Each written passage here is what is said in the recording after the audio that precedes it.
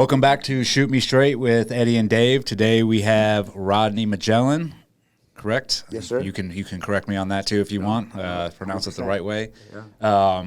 So Rod, you came down here. You drove down here yesterday, from Texas. Yep. And we hooked up through Andy Simmons of Ballast Books. Yep. He said you had a book coming out, and you're a prior Frogman. I was like, yep, let's get him on. And I'm excited to have you on and have this conversation. There's definitely a couple questions I want to ask you just because of your time and experience in the teams. I mean, you've been, I think we talked last night, it was 35 and a half years of service. 35. 9 of those years was as a reservist, but that's when I was doing civilian government work. And But you've been around. Yes, sir. Been through multiple generations almost. And that's, absolutely. Definitely want to get your thoughts on that. But, we're glad to have you on. We're here to talk about tip of the spear. It's not what you think. Yes, sir. Right? Yes, sir. Welcome. Thank you, and thank you for having me. I mean, it's definitely an honor. I never thought that I would ever be in a position like this, but I want to thank you both, Dave and Eddie, for of course extending the invitation to have me on. Of course, brother. Yeah, sure. anytime. Sure. Yeah. Thank you for your service. No, thank you. Let's we'll start off like where you're born. Where were you born? Where you're from? Like your upbringing. Sure. So I was born in Washington State. Mm-hmm. 7 kids in our family, 6 boys and 1 girl, and that girl is my twin sister. And she loves telling people I'm the closest thing to a sister she's ever had. And I'm like, I really don't like you telling me that. But she's proud of that. And the Central Washington, so the east side, the working side, the farming side. Yeah. We were migrant workers working in the fields. And then in the winters, we'd go to Texas, and my family would work in the cotton during the winter months. And then we'd head back to Washington State. My parents split up, occupational hazard. My dad got arrested. And so mother saw that as an opportunity to, divest herself of my father. And that's when we stopped going to Texas in the winter. And then we just stayed up in Washington State. But by then, my older brothers were already out. My 3 older brothers went into the Marines. And then, Randy is the middle child. And, he was off to college. And it was just us 3, my sister, I, and then my younger brother, Stevie, who stayed. And my mother was doing the best she could to raise us on welfare. And, and been working since, paying taxes since I was 14. Yeah, that's what I was going to ask. How early did you start working, going out there and working with the family? Yeah, so, I mean, my childhood memories are really just being in the field, right? Sometimes going to Indiana and living in the campos there. And it's not that we were just migrant workers. My dad was tasked with getting crews together to work farms. And in my opinion, I think he's like, well, I got a little crew here too, so why not put them to work?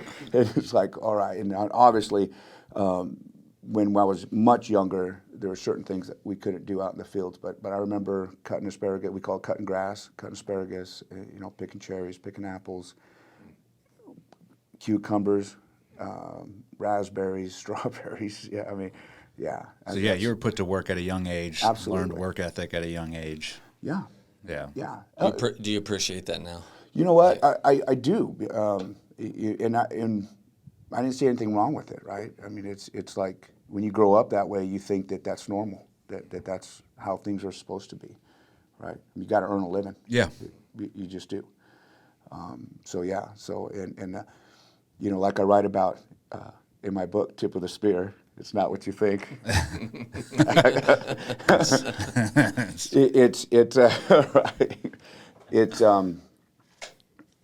Some people might look at my upbringing and feel sorry or hey, poor kid. Not at all. It taught me the value of hard work. It taught me that the reality is you make your life what you want to make it, and And then, of course, by traveling to other countries and whatnot, you start seeing whenever you start feeling bad for yourself, all you got to do is go to not too far away from the United States and start seeing it's like, this is really gain lack. some perspective. Yeah, Absolutely. Absolutely. Yeah. That's awesome. So you worked obviously all the way through high school. I did. And then where were you going after high school? So I always wanted to be a doctor. You know, when my dad and my mom split up, and I found this out from aunts and uncles on both sides, my mother's side of the family and my father's side of the family. My mother didn't care for me too much because I reminded her of my father's side of the family, and then she was getting a lot of heat when me and my sister were born because she always wanted a daughter. She already had 4 sons, and she finally gets her daughter, and it's like, well, hey, by the way, here's another boy. And she's like, what the hell? I can't even have a daughter without another swinging dick, right? Excuse my French. But, so she got a lot of heat from both sides of the family. What kind of heat was she getting for? I didn't want to hold me, didn't want to show me any love. Okay. She just wanted to focus on my sister. You know, I was a baby. I didn't know. I didn't know. Maybe I was colicky. Maybe I cried a lot. I was a whiner from way back when. But yeah. So now, as a teenager in high school, her words to me weren't kind. They were. In her eyes, I was never going to amount to anything. Even though I tried my hardest to be the best at everything I could do. And so I wanted to be a doctor. In my opinion, doctor or lawyer is, proof to anyone. It's like, yeah, man, I did become something. And I wanted to get my mom out of poverty, get us out of poverty and provide a better life. So that was the plan. I was going to go to pre-med at the University of Washington and then on to med school. But when I found out from the recruiter, like I write about in my book, Tip of the Spear, it's not what you think. Sorry. He sold me on a goods of, hey, man, join the Navy. We'll pay for everything. We'll pay for everything. And you keep helping your mom. She needs the money. So go this route, and I was too eager to sign. So I'm not even out of high school, and I'm signing. So is that one of those recruiters that came to the high school to talk right. to everybody? Yeah, he reeled you in. Absolutely. Yeah. Absolutely. Yeah. He threw it out there, and and I jumped at it. I was like, "This sounds great. Let's do it." So when I'm in boot camp, back then, and you probably remember, it was the Montgomery GI Bill, and the Montgomery GI Bill, you had to give $100 a month. And for the first 12 months, and then they would give you a certain amount of money for college, but for an undergrad. And, back then, I think my paychecks were like $200, as an E1. Heck yeah, living large. Yeah, and it's like, you're going to take half. And I also was convinced that I was going to the Naval Academy. So it's like, the Naval Academy's been my future. Why am I going to do this? My mom needs the money, and I'm not going to pay $100 a month. That's ridiculous. And my company commander said, "You're not going to the Naval Academy." I was like, "You don't know." "Yes, I am." That's how little I knew about the Navy. And so as I start finding out more and more about the Navy, and that window is closed for me to sign up for the Montgomery GI Bill, I realized that my company commander was right. I'm not going to the Naval Academy. Why wouldn't you be able to go to the Naval Academy? Well, I could, but it wasn't the route that the recruiter sold me on. Oh, yeah. Right? It was, hey, you have to get in the Navy first, you have to perform, and then you have to apply for this program, and hopefully you get picked up, and all these other things, right? And it's like, you got to put your time in. You do. For like 3-4 years, and then you can probably apply. Correct. Yeah. That's exactly right. And which isn't what we discussed. And, of course. I have a similar recruiting story as well. He got me good. Yeah. No, they're good salesmen. They're good salesmen. So I'm reading my Blue Jackets manual, and I see this UDT SEAL program, and it's a 36-month commitment. So I'm counting on my fingers and toes, and my buddy's toes too. And I was like, yeah, man, that's 3 years. I'm stuck for 3 years, and they pay you more money, and my mom needs the money. So what rate were you when you came in? So I was a corpsman. Oh, that's right. Yep. Yeah, I was a corpsman. That is one thing that the recruiter did make sure I got guaranteed is Corpsman A School. Was Corpsman A School at Great Lakes? No, it back was then. It was in San Diego at Balboa. Okay. Yeah. Okay. Yeah. We went. Mine was right across the street from boot camp. You went to. It was at Great Lakes. Okay. Yeah. No. So my first year in the Navy was in San Diego. So it was boot camp in San Diego, and then right out of boot camp over to Balboa Hospital. That's right, because Liberty Station, that was boot camp. Yep. You know, that's where I lived for 15 years in Yeah. Navy housing. That's they completely deconstructed it, but it's still remnants of Navy boot camp there. It is. Yeah, it's It cool. is. Absolutely. And then we'd look across the way and you'd see the Marine Corps boot camp that they had out there. Yep, too. MCRD. Absolutely. It was interesting. It was interesting. And When you say corpsman, I always think that means Marine. well, Is that- the Marines, the Navy corpsmen are the medics for the Marines. Okay. So yes, but they're Navy Or corpsmen. Navy. Yeah, Okay. they belong Yeah. to the Navy. Yeah. Gotcha. That's what I remember. Yeah, Yeah. that's what I was, but I Yeah. went to the Marines as a medic. Right.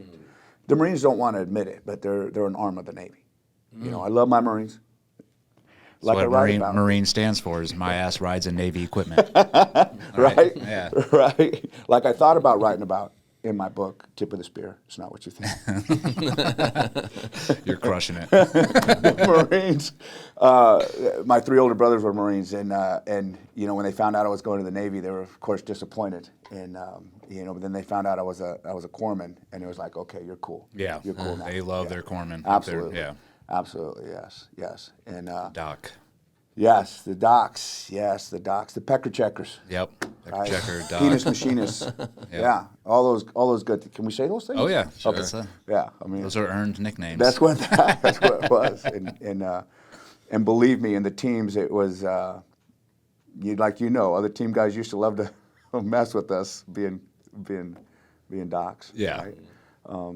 Which, if we have time, I'll tell you a story that I think it's funny, right? But a lot of people was like, "What's wrong with you guys? What's wrong with you?" Well, Nothing. some people Nothing's don't wrong. understand the humor. Yeah. No, you got to That's laugh. all right.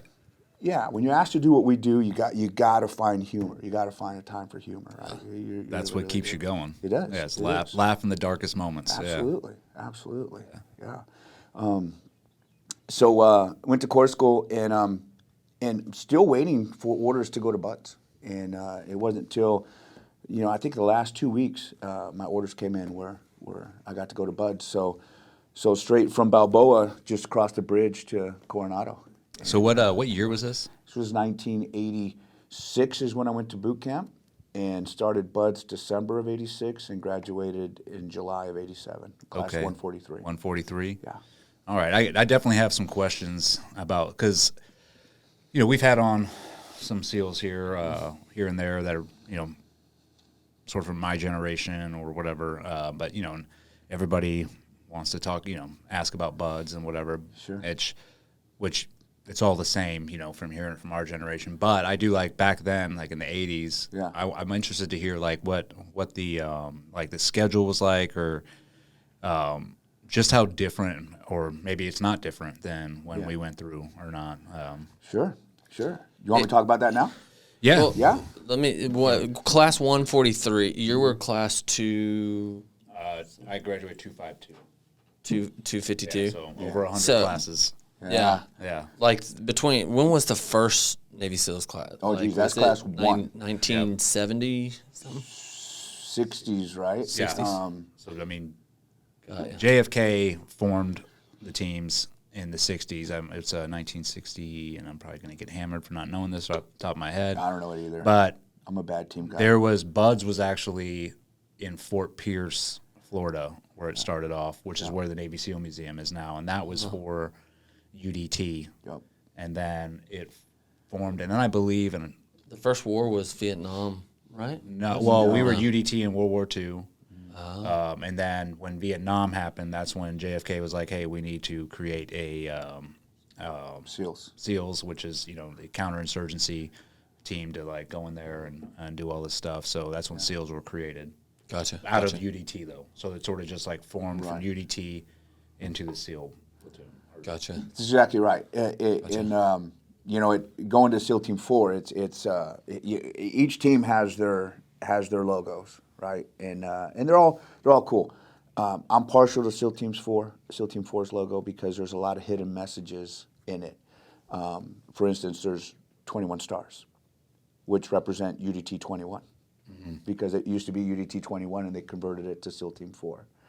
And there's a SEAL with a knife, and he's hugging the globe, and he's pointing at a part of the globe, which is South and Central America, because we used to be regionalized.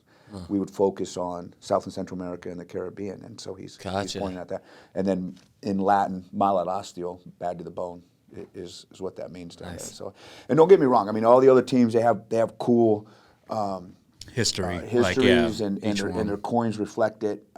You know, I just always liked that one, maybe because it was my first team that I went to.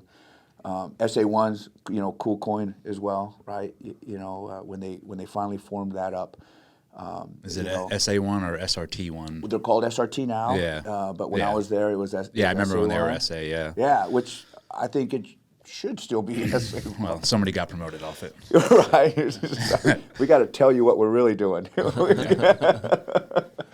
So for Buzz, when you when you checked into first phase back then, was there an indoc? So pre-Buds it went like this. There was like 120 some of us, and it's like, okay, for the next 2 weeks, you can't quit. No one could quit. All right, ready to go. 05 in the morning, we're up, and they're just hammering the shit out of us, and it just goes all day, and for 2 weeks. They gave us a weekend off, but then another 2 weeks, and at the end of those 2 weeks, it's like, okay, who wants to continue, and who wants to leave? And you know, watching all these people just like, hey, screw this, I'm out. And there was just one guy, and I'll never forget. This guy was a beast. He was a gymnast in college. He would do pull-ups, like the bar would be right here, and the instructors would make him get off. I mean, can you just imagine that? It's like, okay, enough. He was just doing pull-ups, and it was like, okay, get off the bar. But tie his ass up and put him in the pool, you sank like a rock, man. Yeah. You sank like a rock. You have no idea how far someone's lips can stretch until you see them fighting for air. And this poor guy, man, he was like, he was a stud. And when I was watching him quit, I was like, well, shit. I was 150 pounds when I started Buds. Same. Right? 150 pounds. Just skinny, right? Texas has been good to me. I'm not going to lie. But I second guessed why I was still sitting there. I really did. I was like, wow, you know, if he's quitting, do I have what it takes, right? Yeah. And I didn't quit, right? I just stayed with it, and we started training. And I started with Class 143, and I graduated Class 143. Howard Wasden and I were swim buddies. I don't know if you know Howard Wasden. I know of him. Yeah, rest his soul. But awesome guy. He was a SAR swimmer, which is search and rescue swimmers for the Navy. And so he was really confident in the water. I've never had fins on my feet. I never had a mask on my face. I never swam in the ocean. None of it. And we just got after it, right? It was just sure, you know, he would tell you he drug my ass along. It's like, no, you know, I still had to perform. But I think we fed off each other really well. And both of us stayed swim buddies from the beginning all the way to the end. All the way to the end? Yeah, absolutely, yeah. You know, my ignorance, I think, helped feed him, and his experience helped feed me. And what was Hell Week the third week for you guys? Fourth week? No, remember? It was. I want to say it was the. Wasn't it? Was it the fourth week? All I know is that it was in February, and it hailed. What? And at that moment, you gotta remember, you know, I just turned 19. I'm 19 years old, going through Buds, and we're in class, and it's during Hell Week, and the instructors say, get out of class. Grab your boats. All right, I want an inner circle and I want an outer circle. So inner circle, you're going counterclockwise. Outer circle, you're going clockwise. And you start doing this chant, right? And we're chanting, right? And he's like, all right, put your boats down. And then it starts hailing. I'm like, holy Holy shit. These instructors are powerful. they got some witchcraft going on over here. Oh yeah, they control the weather during that week. Absolutely. I mean, that's how tired and just run down, and you just believe in this magic, right? And all they did was read the weather, and we were like, no, man, timing was perfect, and I was like convinced they have some supernatural power, and I'm going to get that. Was second phase, was that land warfare? Second phase was land warfare. Okay, so that's where, yeah, because obviously second phase now is dive phase. Yes. And third phase is land warfare. So they just Yeah. flip-flop those. They flip-flopped Did you guys them. go out to San Clemente Island? We did, yes, and they were. It was true, you know. It was Hell Week was nothing compared to the 40 days out in San Clemente, you know, because it was 40 days straight Where no one can hear you scream. No one could hear you scream. Yeah. And, and which is, again, how ignorant I was, how much I didn't know. I just didn't know. So, you know, second phase, you're diving down 26 feet and you're holding your breath and you're tying knots. You're practicing your knot tying because, you know, putting underwater demolition on obstacles and whatnot was a big part of our mission back then. Well, fast forward to third phase, and he was a big Navy corpsman who was running the medical department for BUD/S, and he's like, "Hey, Magellan, we don't have a O2 toxicity test for you." And I'm like, "What's that?" You didn't go in the chamber and make sure that you're not going to have an adverse reaction to oxygen when we start breathing pure O2. Okay, what do I need to do? Well, we need to get you in the chamber. All right. And, you know, they take you in the chamber, they get you down to, like 100 feet or something. 120, I think. 120, then they bring you back to 60 feet in the chamber, controlled environment, and then they have you breathe pure oxygen, which increases the partial pressure of oxygen in your system to see if you're going to have an adverse reaction to it. So we're going down in the chamber, and I'm just like, man, my ears are killing me. And they're going down, and I'm like, we got to stop. And he's like, what is that? My ears are killing me. He's like, well, why don't you clear your ears? I'm like, what's that? I didn't even know how to clear I didn't know how to Valsalva. What was Valsalva? What was clearing your ears? I didn't know. I grew up in Central Washington. I knew nothing about it, nothing. And they're like, you've been going through BUD/S, you've been doing all this stuff, and you haven't been clearing your ears? No. Didn't they hurt? Yeah. I thought they were supposed to hurt. I thought that was part of the training, right? Everyone's got to put up with the suck. And it's like, okay, yeah, my ears hurt. It's just got to deal with it. Yep. So they tell me how to Valsal. I'm having it because by then I already got a massive squeeze. And fortunately, the doc was kind of cool. He's like, look, you guys got a 3-day weekend coming up. Here's some Sudafed, here's some Afrin. If you don't get down in that chamber and take that test, then you're out of the program. All right, so here I'm getting ready to start third phase, which is diving, and I'm looking at being booted from the program because I didn't do that oxygen toxicity test. Yeah.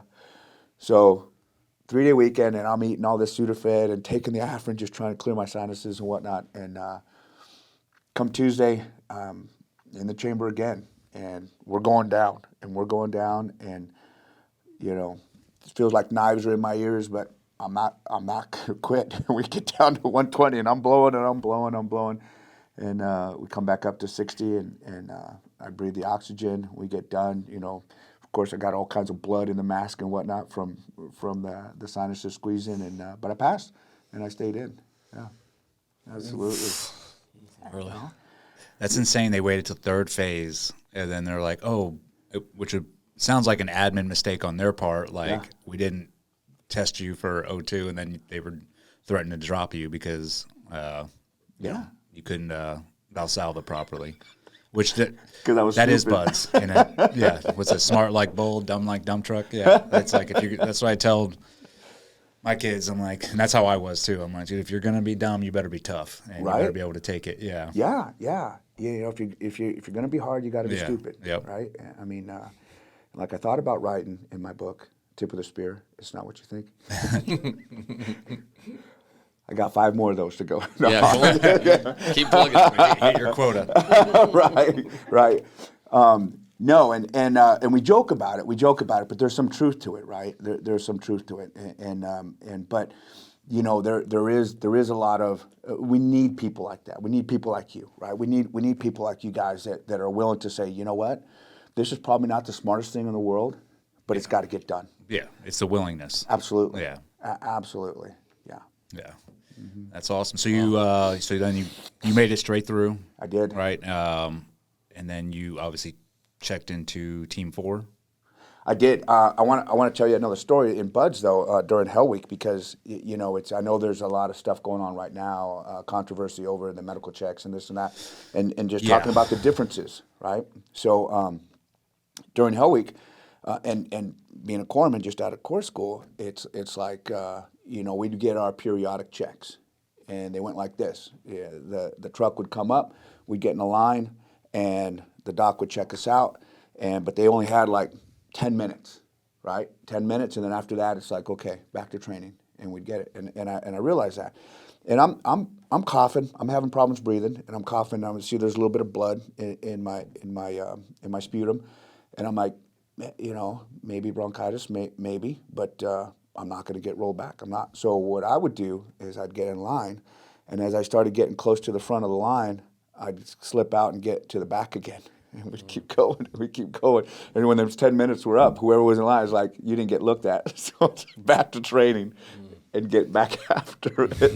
So yeah, they've definitely come a long way since then. I mean, but that's even in my, like when I went through, I mean, our med checks were pretty, they were thorough. Like you got in a line, same thing, but then you definitely were getting seen. Yeah. You went through the medical thing, but then you had brown shirts or was it white rollbacks that were there helping, and that, you know, guys that were rolled and they were waiting to class up. They were probably going to class up with your class once they got done with Hell Week, but they were helping, and they'd be scrubbing like the bottom of your feet, stuff like, which I'm sure didn't happen in your time. No.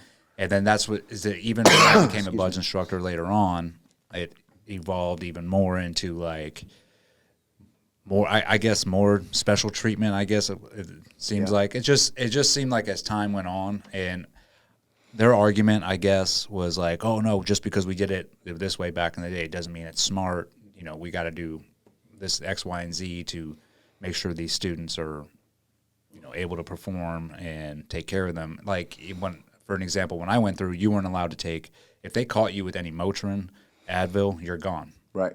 But then when I was an instructor, I was handing out Motrin and Advil to all the students. Right. So I was like, where is the line that we draw to see, like, there's got to be an element in this course of suck it upness. Like, yeah, you can't take anything. You have to feel the pain, and you should.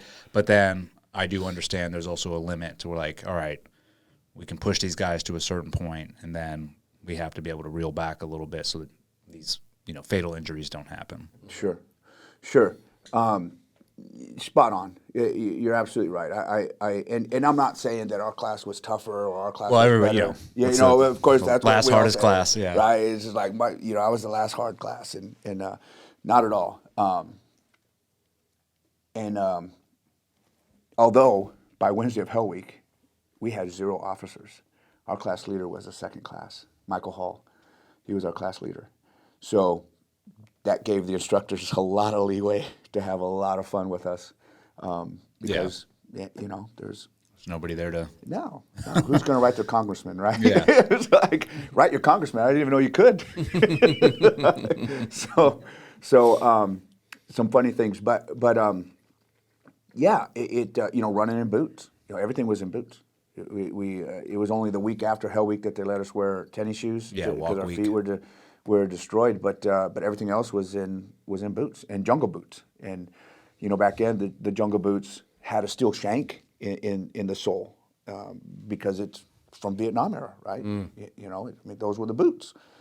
Yeah, you're going to run in them. So that bled over to when you get to the team, and it's like, no, we run in boots. You don't run in tennis shoes. You run in boots. But to your point, there's stress in an engine, and then there's abuse in an engine, right? And if you're going to put that much money into a high performance machine, you're going to want it to last longer.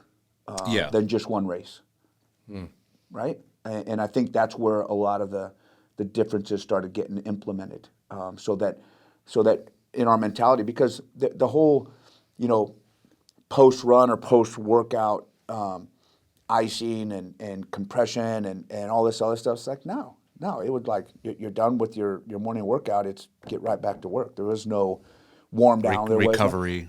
Zero recovery, right? And I remember when we would be home and Sean Chittick, a real good buddy of mine, he's like, hey, let's go for a run, real quick run. We got an hour for lunch, so we go knock out 4 miles in jungle boots and come back and still have time to eat. And it's like, it always starts out, right? It's going to be a light run. We're not going to try it. But of course, you're running with someone else. Yeah. It's like, dude, you keep speeding up. No, you kept speeding up. You keep speeding up before you know it. It's like a sprint. And he was a corpsman as well, and then ended up becoming an officer also. But yeah, because in our mind we thought that's what we were supposed to do, and now you see team guys that really take care of their bodies. They're animals, fitness animals, but at the same time they're taking care of their bodies so they don't become as broke as I am, and probably you are today. Yeah, right. For sure. Yeah. Well, then, so you checked. So Team 4 was the first team you checked into. Yes. So I. How was that checking in there as a new guy? Oh my gosh, yeah, it was awesome. I did not write about it in my book, Tip of the Spear. It's not what you think. Keep going. So at that point, there wasn't a lot of people going to Team 4, but Team 4 is where you wanted to go because of our AO. And if you look back at the late 80s and early 90s, South America, Central America was on fire, right? You got the war on drugs going on. You have all these countries, border wars against each other, fighting for territory, and it's where you wanted to go because you said it when you were talking to Dan Cirillo, God rest his soul, that there wasn't a lot going on. I mean, there was stuff going on, but not nearly to the tempo that the teams experienced after 9/11, right? So, my mother was from Mexico, and my father grew up in the northern occupied territory of Mexico, which is the valley in Texas. That whole McAllen area. I call it northern occupied territory. And so they spoke Spanish. So I understood Spanish, but growing up in Washington State, really didn't speak it a whole lot. So I said, hey, I speak Spanish. I want to go to Team 4. Like, oh, really? You speak Spanish? Oh, yeah. Oh, absolutely. So I get orders to Team 4. Well, I show up, and it's like, hey, you guys got all these language schools. Can I go to one of these languages? Well, why? You already speak Spanish. Like, well, not that well. I don't speak it that well. I understand it better than I speak it. Like, well, no, we're not going to waste money on you. You already speak Spanish. Absolutely not. So now I'm down south. It's like, hey, Rodney, you need an interpret. Like, well, okay. Dice que, right. And the people we would work with, they know enough English to realize that, hey, I don't know how to speak Spanish at all. And so they start laughing. But from going to all these countries, I started picking up more and more and more Spanish. Well, come to find out, as my Spanish got better, I'd leave one country and go to another country, and they're looking at me sideways because they're at war with the country I just left. And like, you sound like you're a Colombian. I'm like, no, really, I'm dialects. an American. Yes. Yeah, just like the States, right? Yeah. You go to different states and the different dialects and the different words you pick up. And so that went on for a little bit, right? Just getting looked at sideways on, hey, am I a spy? Yeah. It was like, no. Just, So that was interesting. But Team 4, checking into Team 4, you think you've accomplished something by finishing buds. And back then, each team had their own STT. Yep. Right? Because, again, we were regional and SEAL technical training. Okay, it's called SQT now. And it's formalized and BTC, I think, runs it, right? SQT. Well, back then, because the teams were regional and we specialized in different capabilities, there was frogs that came from the West Coast that were in my STT class. I mean, they were already Trident wearers that were in my STT class because now they have to learn the jungle warfare side of it. They have to learn what we do at SEAL Team 4, the CQB that we do, all the different things. And if you failed, they'd let you go through again. And if you failed again, then they'd pull their Tridents and send them out to the fleet. Mm. Yeah. And if I left Team 4 and I went to Team 2, I had to go through Team 2's STT. Mm. That's just how it was.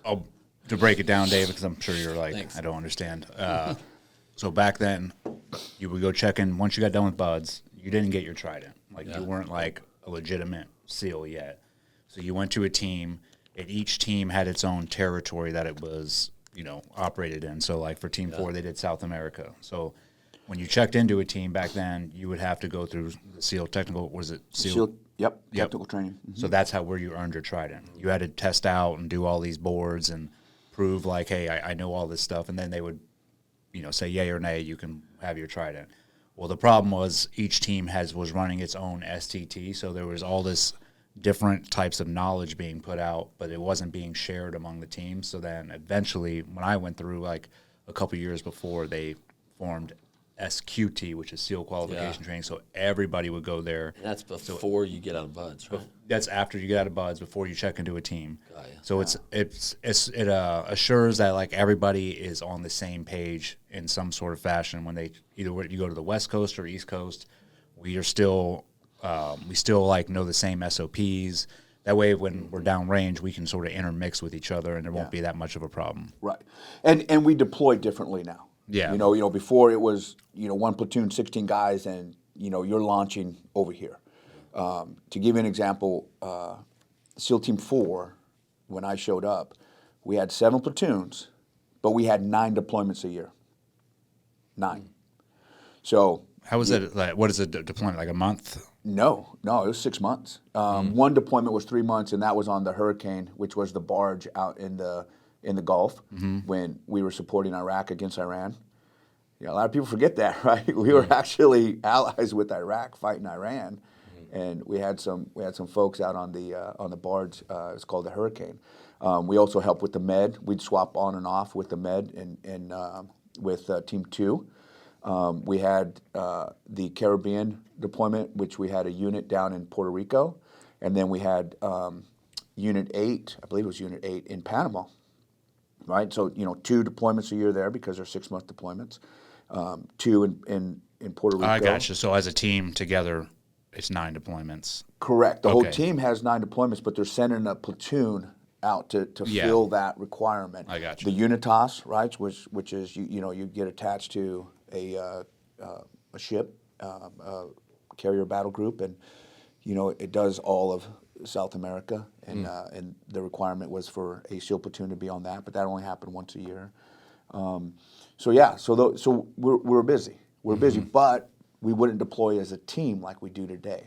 The whole team goes forward. And do you ever have someone that makes it all the way through buds and then quits in SQT? Oh yeah, or they get Like booted. They get dropped. Yeah. Dropped. I'm sure there's probably been a couple. We had a guy quit in my class.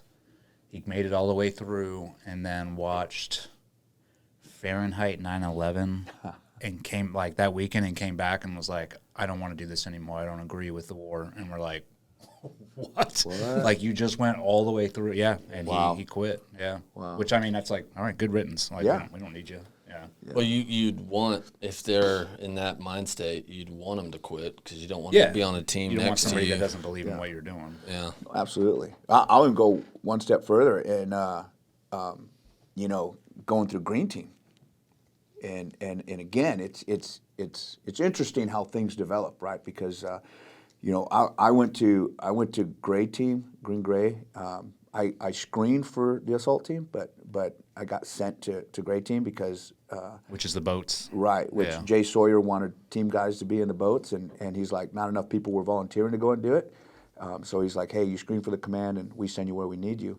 But 3 frogs didn't make it through that training. And, to me, I'm thinking, it's like, okay, they're going to go back to a SEAL team. But depending on why they didn't make it, there was talks of them sending them to the fleet and saying, hey, let's make them go to the fleet. And, you know, as punishment, because it's like, hey, you should have got ready. You knew this was coming. They didn't. But those conversations were definitely happening. Well, you don't want them. You don't want them beside you on a mission that they're not 1,000% there and they're for you. Well, on the team, right? Green team's different. So like green team is screening for development group, or everybody, they call it team 6, right? So you get to, after you do a couple platoons in the regular vanilla teams, they call it, and then you. I hate that. Yeah, but then you can be like, hey, I want to screen to be part of dev group. So you have to go to the selection there, but you can get dropped from there. I got dropped from there halfway through, and you just go back to the team, right? Yeah. But he's saying, back then, if you didn't make it through that, they'd be like, well, we might send you to the fleet, which is kind of jacked up. Yeah, It's yeah, like, and then you get asked to come back after a year. Wow. I mean, that's how we would handle our issues. You know, even at Team 4, guys get caught with steroids, or guys got, again, it's like, I'm not saying they were wrong. I'm not blasting them. I'm just saying that the competition was so fierce, and we wanted to be the best we could, that people would look for any edge they could find. Sure. But there's standards, and there's laws, and they get caught, and they're like, okay, you go into the fleet for a year, and after a year, you square your shit away. You can ask to come back, and that's where, in my opinion, the whole earn your trident every day comes from, because they can pull that trident whenever they want. yeah, or the saying, if you ain't cheating, you ain't trying, and if you get caught, you weren't trying hard enough, and you're paying the man. That's true. And that's it. That's It's, true. Everybody's looking for that edge all the time, but They are.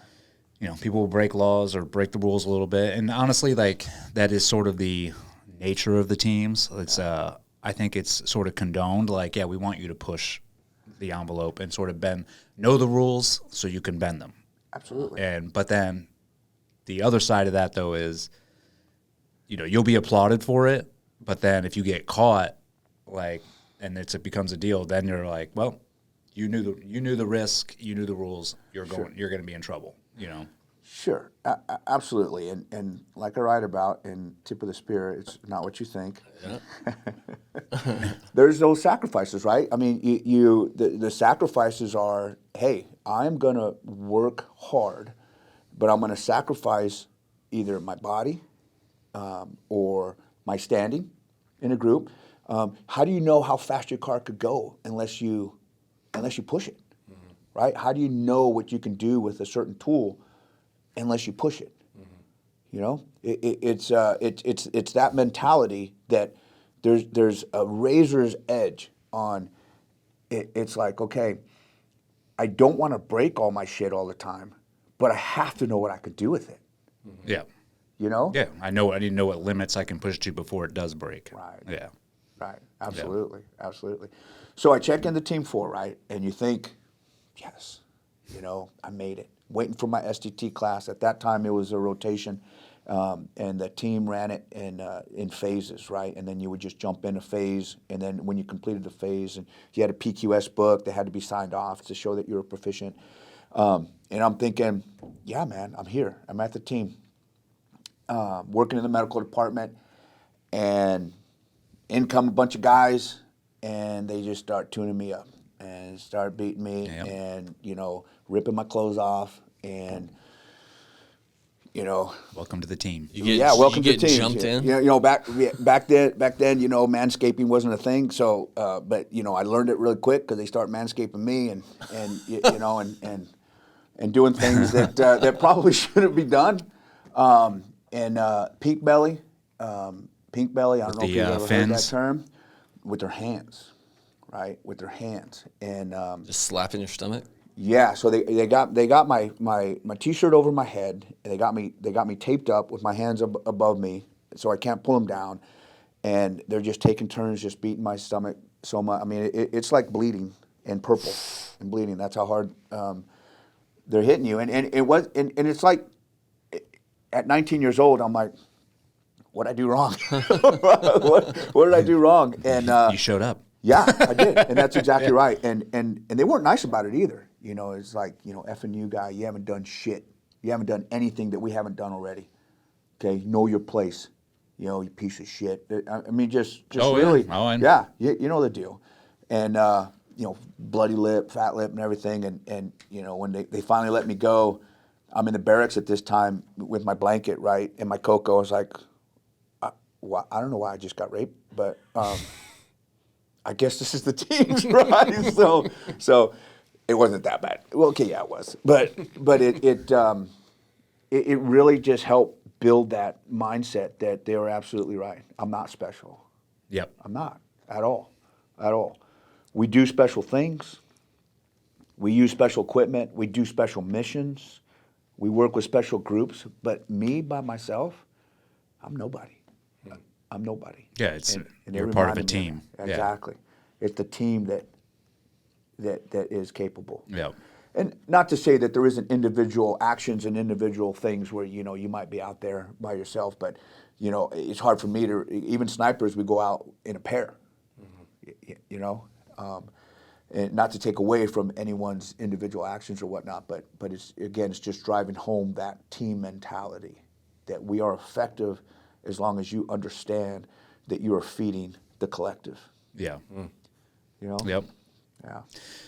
Yeah. I mean, I am like, you know, hazing became a huge thing like 15 years ago when they started hammering down on it. And then it was like, you couldn't do anything like when the new guys checked in. Right.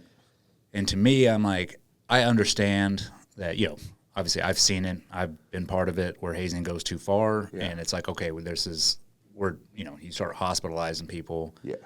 And that is definitely like, all right, dude, there needs to be an adult in the room. Like, you can't be doing this. But I do think hazing is effective, and it needs to be there because especially when you check in as a new guy, especially when you go to SQT and you get your trident, we call it birditis. Like, you are literally, and naturally so, you're like, your confidence and everything is through the roof because you're like, dude, I just went through a year and a half of a selection process, but you do need that humbleness. Like when you check into a team, like, no, dude, you're not shit. Nobody cares what you did. Yeah. We all went through the same thing. Yeah. You shut your mouth, keep your ears open, and do what you're told. Yeah. And you will learn and be humble, and that's it. But without that hazing, what I saw is there was some entitlement that like skyrocketed because these guys would check in and be like, well, what school am I going to? Why aren't you sending me to this school? You know, this and this. And you're like, dude, you haven't earned your spot here at all. We don't even know if we want to keep you. Right. You know, but I think there's a time and place for it for sure. Sure. Yeah. No, absolutely. There's the I'm going to teach you hazing, and then there's the we love you hazing. Yes. Welcome to the platoon hazing. Well, yeah, you know, or it's your birthday, or you know, you got an award, or you got promoted. I mean, it was to the point where, and again, you know, I'm dropping the dime on my buddy Sean Chittick, but if you didn't haze somebody when a significant event happened like that, or a birthday or something like that, then the impression was that the platoon rejected that person, that we didn't like them, right? So we're deployed, and Sean's like, you know, you tried to keep your birthday away from people. It was a game, right? It was a game. I don't want you to know it's my birthday because then I'm gonna get hazed, right? And then after the fact, you're like, yeah, you guys missed it, right? It's just a little game, but they always find out. And then you always got to tell them there's not enough of you. And even though there is enough, right? Yeah. But you always got there's not enough of you. It's a fight, and you know you're going to lose it, but who cares, right? Well, Sean's going around telling you know, my birthday's coming up in a few days, right? Yeah, whatever, Sean, whatever, right? And we already worked it out. It was like, look, Sean really wants us to haze him, but we're going to act like we don't care. Man, it was crushing him. Psychological torture. It was crushing him. And he's like, guys, you know, it's my birthday today, right? I'm like, whatever, Sean. I mean, fuck. Sweet, whatever. Happy birthday. Yeah, exactly. So he's on watch at the Butler Building down in Panama, the Panama Canal, and he's over there and has no clue, and just boo-boo lipped, right? It was like, man, the platoon hates me. The platoon, what have I done wrong? All this going through his mind, And we do an entry, and we get him, and we're beating him. And the whole time that we're beating him, all I can remember him saying is like, "You do love me." It's hilarious. That's right? awesome. Now, clearly, it's not condoned today, but you know, those were the bonding moments. Yeah. That It for sure is, especially those like you talk about the fun hazings. Like that's what makes the platoon bond and come together and be closer. Once you, and I saw it going through my, you know, all my platoons, like the differences, and you know when things started getting tightened up and like you can't do this, you can't do that. The platoons just weren't as tight as before because you had leadership walking around on eggshells pretty much like. Am I going to get reported for doing this? And there's some, you know, there might be somebody in the platoon that's like, dude, if you do something to me, then I'll go report it to the command. Yeah. And that's right there. That draws a line in the sand. That's like, okay, we can no longer, we're not like as one cohesive unit as we should be. Sure. Right. And even though you can still operate in that manner and be effective, but as personality wise and just like the closeness, it just wasn't there, you know, because there's always that, well, can I trust this guy? Is he going to tell, or is he going to do this, you know? No, you're absolutely right, and you mentioned it about the generation of team guys just coming out of training, you know, things that they've changed, because I remember going through BUDS, the instructors would spit on us, they would kick us, they would, you know, they'd see a little hole in your T-shirt and they'd rip it, and you had to buy this shit yourself, and I was at E2, I think, by then. Right? You're not making a lot of money. And not hazing, but definitely not what's allowed today. Yeah. Right? So when I got to the team and I'm getting hazed, I'm like, well, this is normal because it's similar behavior of what the instructors were doing to me. So this is team life. Who am I going to go and complain to? Nobody. There was a group of team guys that were at John Shaw, and some of them got caught stealing. So we're going to police that shit ourselves, right? When they came back to Team 4, we started tuning them up. Nothing putting them in the hospital or anything like that, but letting them know. Yeah, but then the XO is like, you know, hey, no hazing in the compound. It's like, all right. We threw a bunch of cargo nets over them, put them on a dolly, took them outside of the compound, and kept tuning them up, right? And he was like, you know? Because the leadership understood, you know, this is how we police our own, within limits, right? And I know it's different now, and I know that people listening would probably say, well, that's just wrong. You know, what is right and what is wrong? You're building warriors here. You know, instructors would say it, and until you experience it, they're like, you know, what we're doing here is nothing compared to the battlefield. And when you're on the battlefield, you can attest to, you're absolutely right. They're absolutely right. Oh, yeah.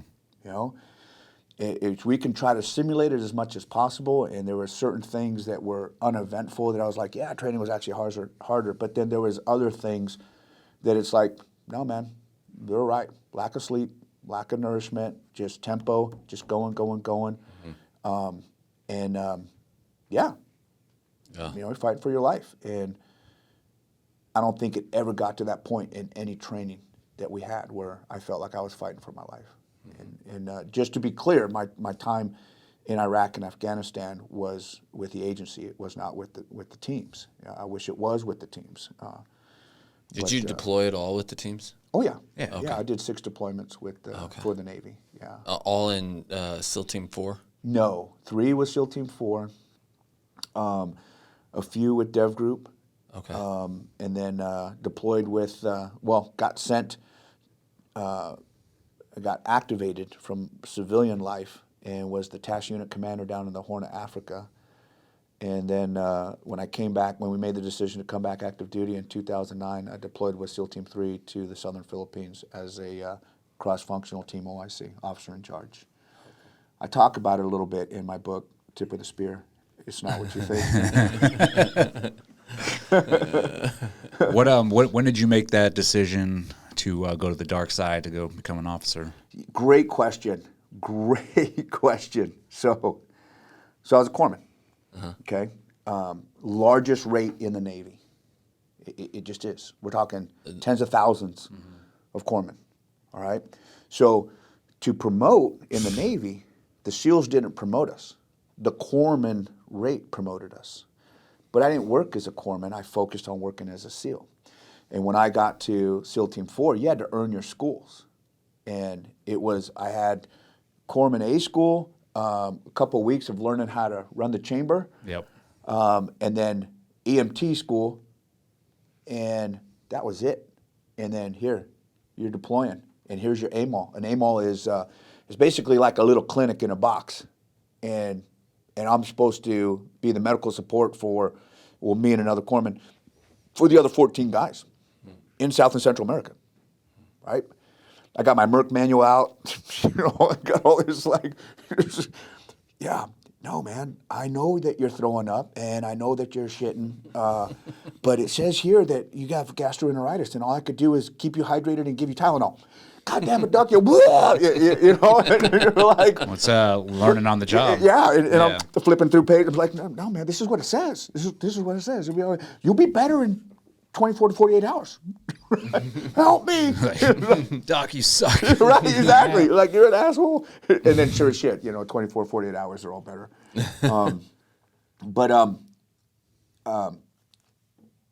That was, I would go to Army schools because the Army schools were more in line with our mission as a SEAL. So I come back from the first deployment, I go to 91 Bravo. 91 Bravo is an Army course that is like a paramedic course. Okay. And it's like 3 months long. And I'm getting a little bit more confident, right? It's like, okay, yeah, you could jack yourself up a little bit, but don't hurt yourself too bad. And then it wasn't until after my third deployment where it's like, okay, hey, you want to go to Green Team or do you want to go to 18 Delta? Those are my choices. And so I'm calling all my friends who are over at Dev Group and I'm saying, hey, will you guys send me to 18 Delta? Because 18 Delta is the Army Special Forces Medic Course, which is, I would be a Special Forces Independent Duty Corpsman. And I knew that in order for me to promote to Chief, to E7, I had to be an Independent Duty Corpsman. And so I'm like, okay, 18 Delta is where they send us SEALs. Everyone at Damneck said the same thing. It's like, no, man, you're going to have to do 3 years in an assault team first before we send you to a school like that. So go to 18 Delta and do that. Dev Group will always be here. Okay, we're always going to be here, and you can come back later. And thank God, right? Because that's where I met my beautiful wife, and we just had our 27th year anniversary. Congratulations! Congrats. That's an accomplishment. Yes, no, especially absolutely. from the career field. Absolutely, yeah, absolutely. Yeah, I know it takes a strong woman to allow us to do what we do, and but at the same time to have that courage to come and tell us, hey, I know this is what you love, but we need you to stop. Yeah, we're done. Absolutely. Yeah. Absolutely. And to all the women out there, I would say, find that courage, have that conversation. Have that conversation because believe it or not, us team guys, we're reasonable. We really are. We don't know how much we are negatively affecting our family because we think we're doing God's work. Right? We do. Yeah. This is more important. This is more important. Damn it, the war on terror, which by the way, once I saw that they labeled it the war on terror, I'm like, well, very similar to the war on drugs, it's never going to end. Yeah. Right? As soon as you declare a war on an illegal activity, it's not going to stop. It's not going to stop. Sorry. But it's job security, right? It's job security for folks. So that's where I met my wife, going to 18 Delta. While I'm in 18 Delta, I start thinking, it's like, well, hey, I joined the Navy to be a doctor, so maybe I start focusing my attention on that or focusing my efforts on becoming a doctor. Every doctor I talked to said, if you want any kind of life, don't be a doctor. Like, really? And they're like, yeah. I believe it. We are constantly thinking about our patients. We are constantly just, it's going back to what I write about in my book, Tip of the Spear. Is that what you think? It's that grinding, right? It's how do you keep the spear tip sharp? It's not by giving it flowers or giving it chocolate or, giving it a hot bath. No, it's by something harder, just grinding away at it. okay? That's the attention that the tip of the spear is going to get. So in any profession like that, being a doctor, being a SEAL, being an athlete, a professional athlete, you know, it's just like, hey, look, understand that getting to here is just part of it. Living here is where the real hard work starts. Yeah. Right?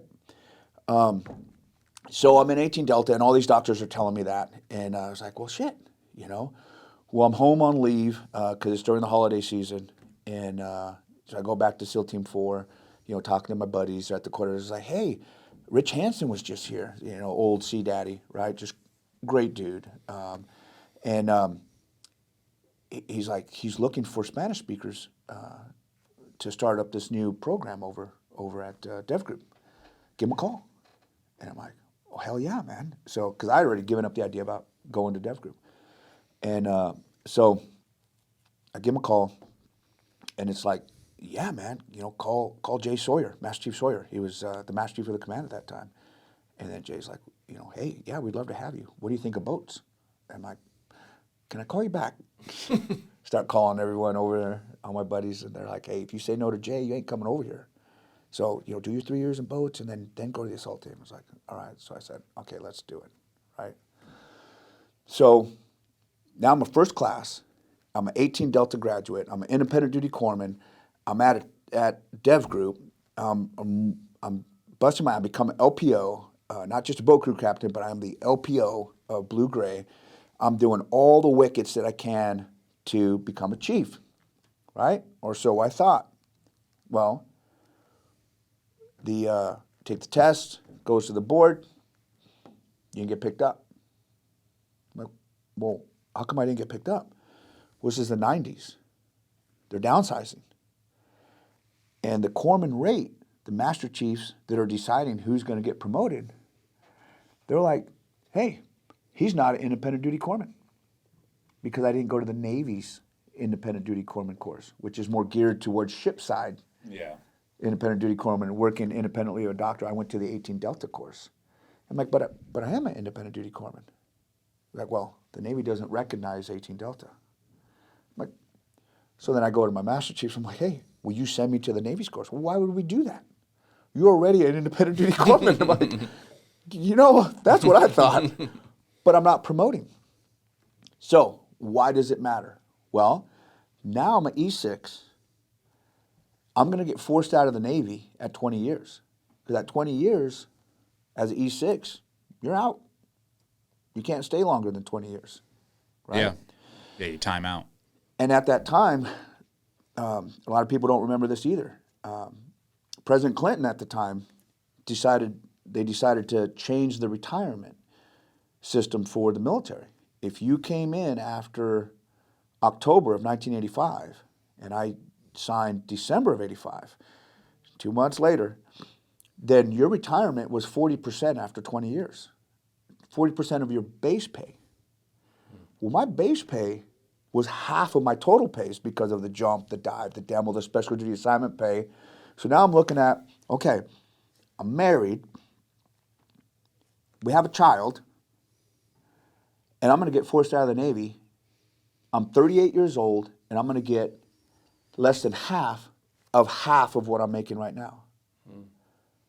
So I'm putting on khakis one way or another. And I'm like, I'm going to night school, I'm going to get my degree, and I'm going to become an officer. And so that's what I did. I went to night school, got my degree, and then put in a package. It's called the Direct Commission Program, right? Which is a program for enlisted personnel. And if you're in good standings and you're hitting all these wickets and you put in this package, then they can offer you a commission. And at the time, the only communities that were offering commissions were intel and supply. So I'm like, okay, yeah, I'll become an intel officer. That's fine, right? I still have to provide for a family. I mean that's what we do, right? We provide, we protect men, right? We provide, we protect, procreate. You're the 3 Ps. The 3 Ps. I do not write about that in my book, Tip of the Spear. It's not what you think. Sorry.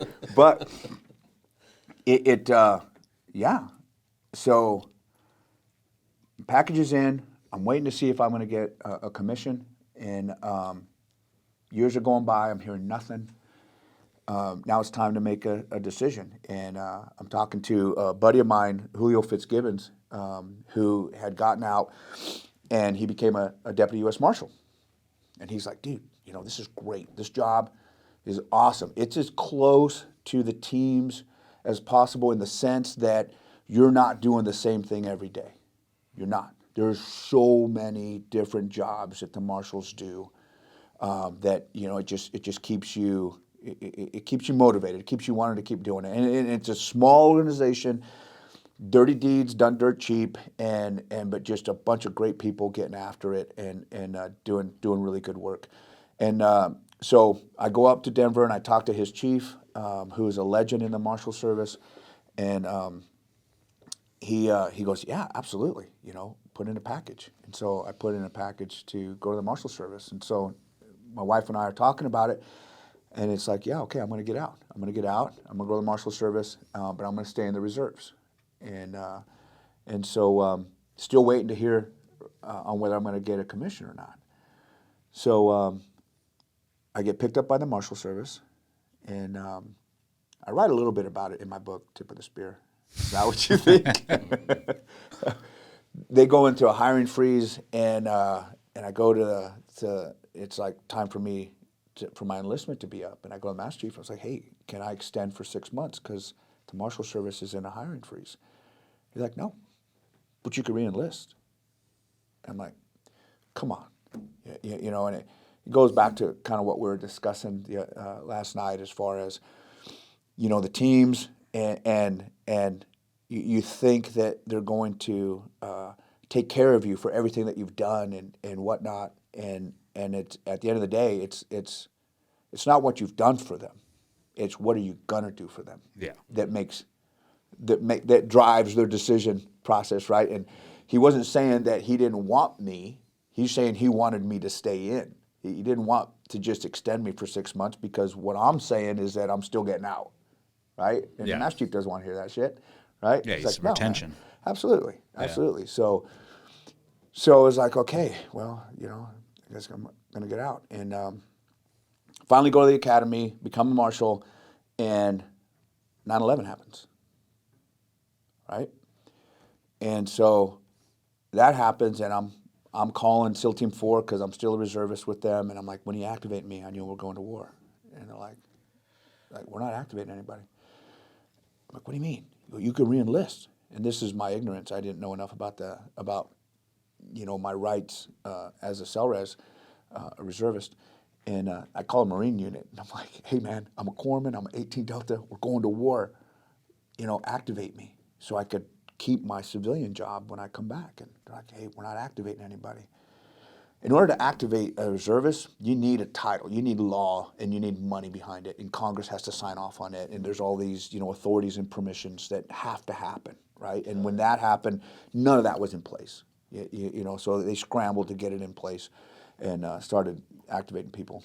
And then I get a phone call, hey man, your name got passed around, and we want to know if you want to come up to DC and hear what we have to say. I said, I just got one question. What's that? Do I get to go to Afghanistan? Quiet. I'm like, yes. I'm like, send me the tickets. Well, a day later, the officer recruiter calls me up and is like, hey man, your commission came through. I'm like, this is like 2 years later, right? And I'm like, Yeah. really? Like, yes, you got picked up. But hey, Intel would love to have you, but guess what? NSW is offering you a commission too, if you want to stay in Naval Special Warfare. Well, why wouldn't I? Yeah. Right? I mean, that's my community. It's like, absolutely. Yeah, no, I'd love to do that. So on my way up to DC, I'm driving in my little, you know, 1989 Toyota Corolla, you know, and I stop in San Antonio. I take the oath of office as an officer and to be an ensign with the SEALs, and keep on driving up to Langley and check in and start working as a GRS agent. And it was 1 week there, you know, getting onboarded. In the evening, doing some required training so that, you know, regulations. Saturday, qualifying on all the weapon systems that we're going to use. Sunday on a plane to Afghanistan.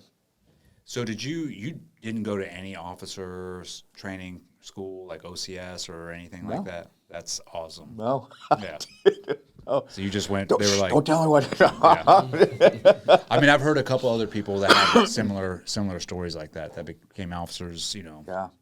Back actually when the war was kicking off, and I think they were like, "Yep, Yeah. you're good." Yeah. Yeah. No, and not saying that the training isn't good. I mean, as I started getting up higher in rank, I would go to executive officer training. I'd go to commanding officer training. Doing my JPME. I had to do my joint ride and whatnot. Really, really good training. But I think, and I'm not going to say I write about. I asked a question and I write about it in my book, Tip of the Spear. It's not what you think. I don't know if I was successful. It's my sailors. It's the people that I had the privilege to lead. They're the ones that could say if I was successful or not. Yeah. That's how I look at it. I mean, it's what your peers or below you say about you. Then. Yeah. No. It's to me it was simple, as an officer, and it's understanding that it's like, yes, I take the oath of office, meaning I am responsible by law, making sure that all the authorities and permissions and laws are being upheld. I get that. But the people that I am in command of or that I'm in charge of are not here for me. I'm here for them. Yeah. That simple shift. Servant leadership. Absolutely. That simple shift in mindset is just realized. Because, again, going back to me and of myself, I can't do it all myself. No, man, I need the collective. And too many officers or leaders, even in the corporate world, they get into these positions and they don't realize that, hey, you got promoted because of your potential, not because you know everything. You get hired in a new position because you know how to do something, but you get promoted in an organization based on your potential. And you gotta let the people do their jobs. You can't do it all yourselves, but they fall into this cycle of, I gotta do everything because I gotta make sure it's the best. And then they realize that they're overmatched. They don't have enough time. And it's like, use your people. Well, yeah, and that doesn't, I mean, especially in the SEAL teams, that type of leadership never pans out for them. I mean, I've had multiple officers, that some were awesome.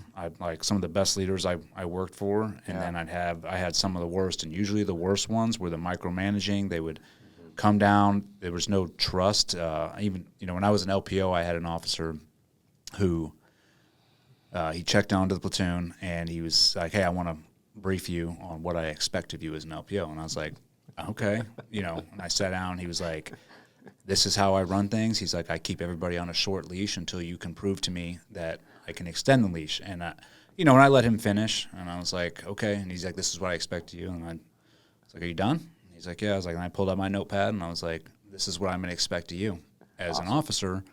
And I went through it, and I was like, and just to let you know, I run things differently. I give you a long leash until you prove otherwise, and I have to shorten it. Right. But I was like, you got to let the guys work and let them do what they need to do. You cannot sit here and micromanage. But, he went out one ear and out the other, and he came down. Every morning he would come down, just micromanage everybody, and it just doesn't – it does not work. Because the guys – nobody likes to work for somebody like that doesn't give them – the authority or like the able to delegate, like, yes, I trust you to go do this task. Yeah.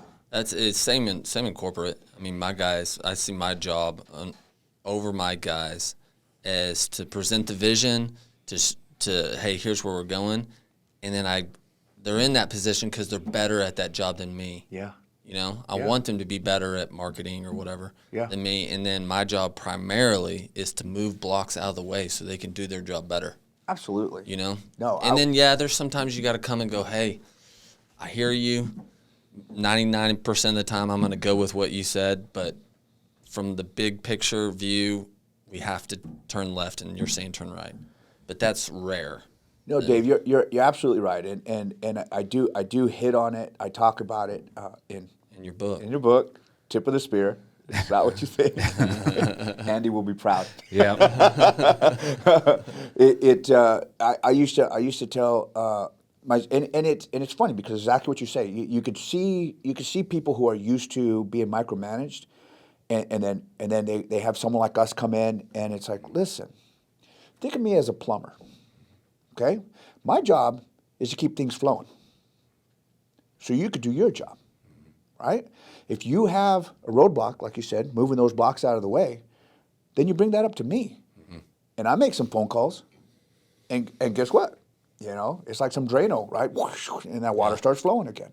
Yeah. That's what keeps things going. And I go and I put my attention where it's needed, where there's blockages, and then yes. Oh, and by the way, hey, this is against the law, or this is against regulations, or this is against policy, and it's going to get us in trouble, or we have a contract over here. This is why we can't do this. This is where us as leaders, we need to be focusing on that up and out. You hear people say that, up and out, down and in, but how many really understand that, right?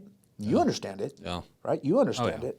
But you get people and they get into those positions because they're so used to and they're comfortable with that down and in that when they get to that place that's supposed to be up and out, they still focus on that down and in. And just like, no, man. Yeah, that's not how it works. No. But it's also, you know, those people also were, maybe that's the way they were managed. And then they're like, well, this is the only way that I know. Yeah. And, you know, there's all sorts of factors that come into leadership. And, you know, I think leadership is one of those things where, you know, I see, you know, guys in our community and other communities come out and they're giving these courses on leadership and all that. And they're like, this is the way it is. And this is, you know, how to be an effective leader. But most of the time I'm like, dude, there's so many factors that come into leadership. There's no like one set playbook. Nope. It comes with experience. It comes with failures. Yeah. Like you have to fail as a leader to actually know, okay, what do I have to do to improve? But it's like, you can't just step into a role and be like, yep, here you go. Here's the playbook and everything should work out fine. Yeah. It's like, no, yes, I know the parameters and I know like the basics, but like, especially when I started picking up leadership positions, I messed up multiple times, but that's because it was what I knew. Like that's how I was raised, but that doesn't make it right most of the time. Or I'm dealing with different personalities. Yeah. I know you have to know how to effectively delegate to certain individuals because some people, you know, reply to a certain, you know, way to do it, and then some people will apply to another way. And that's, to become an effective leader, you need to learn how to communicate to each different individuals while at the same time getting the job done. Yeah. I think that's one of the best things is letting the guys underneath you see you fail and you own up to failing. And being vulnerable. They trust you so much more after that, where you're like, guys, I failed. Or just being honest, you know, and and that's what I found was effective too, is even with my OICs, especially my last platoon when I was a platoon chief, I would come in and like, hey, we're doing this block. I think it was MAROPS or diving. And, you know, just to be completely honest, it was like during the whole GWAT, diving was sort of like put to this, you know, you did it, but there wasn't a lot of like effort put into it because it's like, we're not doing this downrange. Right. So it was sort of checking the box. And then they started ramping it up again. And I told my platoon, I'm like, listen, guys, this is my weakness, you know, and I'm going to need help as the chief. Like, some of you guys are better at this than me, and I need you to step up during this.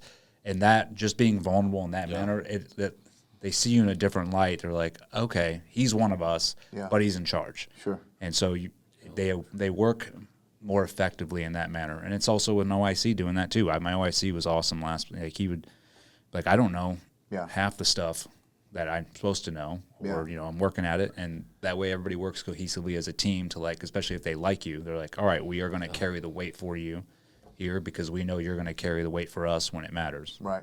Yeah. Right. No, absolutely. Everything you guys are saying is spot on. And another reason why I love the plumber analogy, because, you know, until a plumber deals with an issue, right? He doesn't know. He doesn't know why the water's off, or he doesn't know why things aren't draining, or you know, it's just like, damn, I've never seen a turd that big before, right? So it's like they're constantly evolving, and things are moving and shaking, and another thing that stayed with me that I heard a while ago when I was a young officer, it's you know, we take 100% of the responsibility and none of the praise. Yeah. you know. Again, just always just thinking that way. It's 100% of responsibility, zero praise, because the praise belongs to the sausage makers. Yeah, You know, sled dogs. Yeah, I'm getting the ingredients. I know I got tasks. Hey, we got to make sausage. All right, I want some spicy. I want some, kind of bland, and then you got, your artistic freedom to make whatever the sausage you want, right?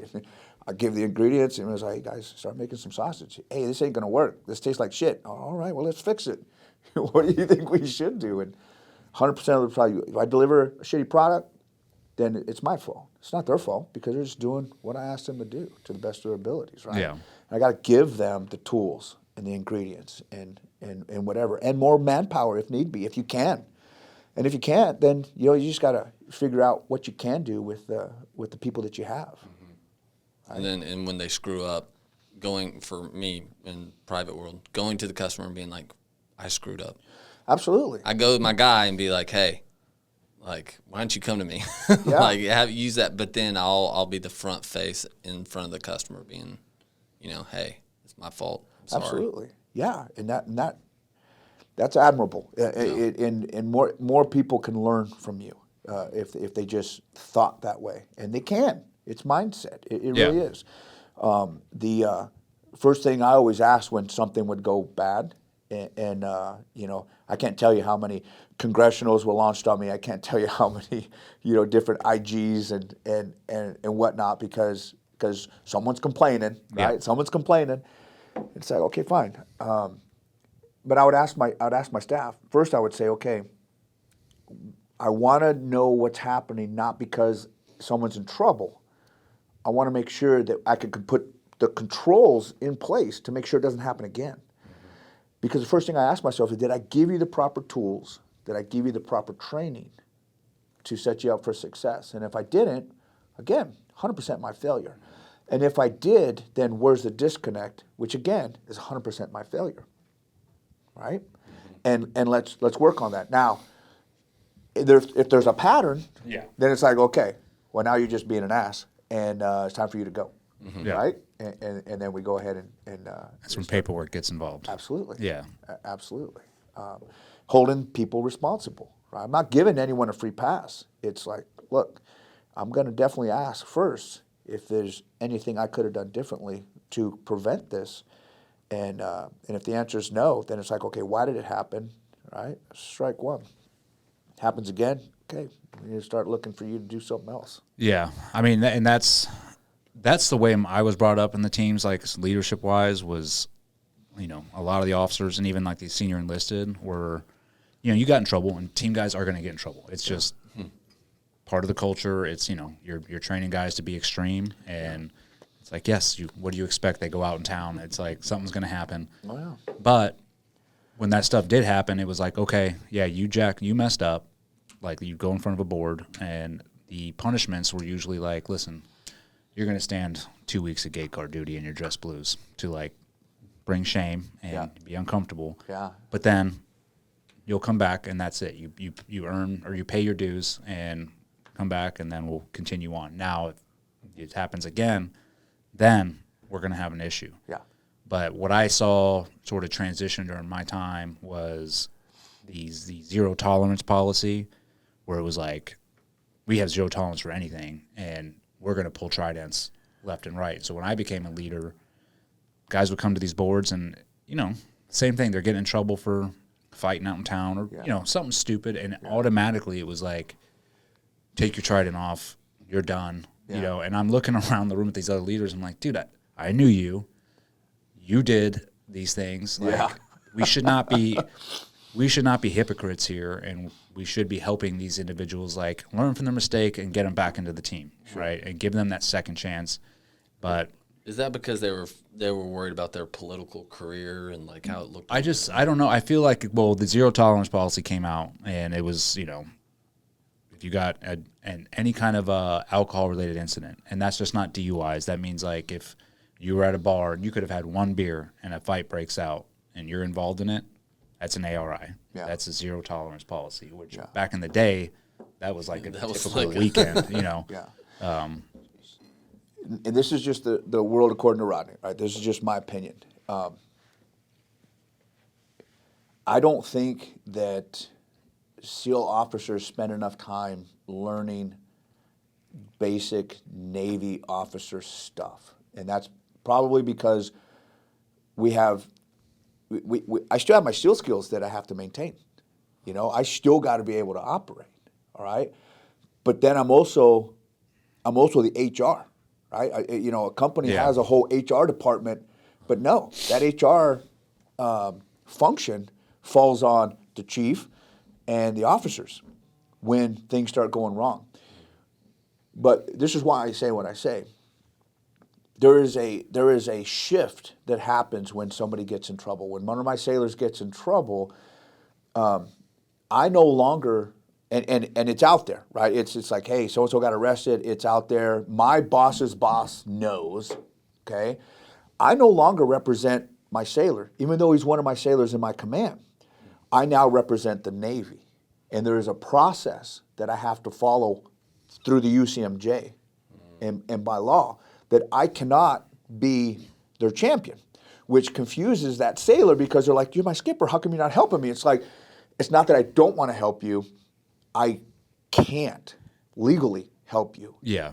But there's ways, right? And through like, hey, talk to so-and-so. Hey, are you sure that you didn't mistakenly take your wife's codeine? Are you sure it wasn't your wife's? Yeah. No, God damn it! It wasn't.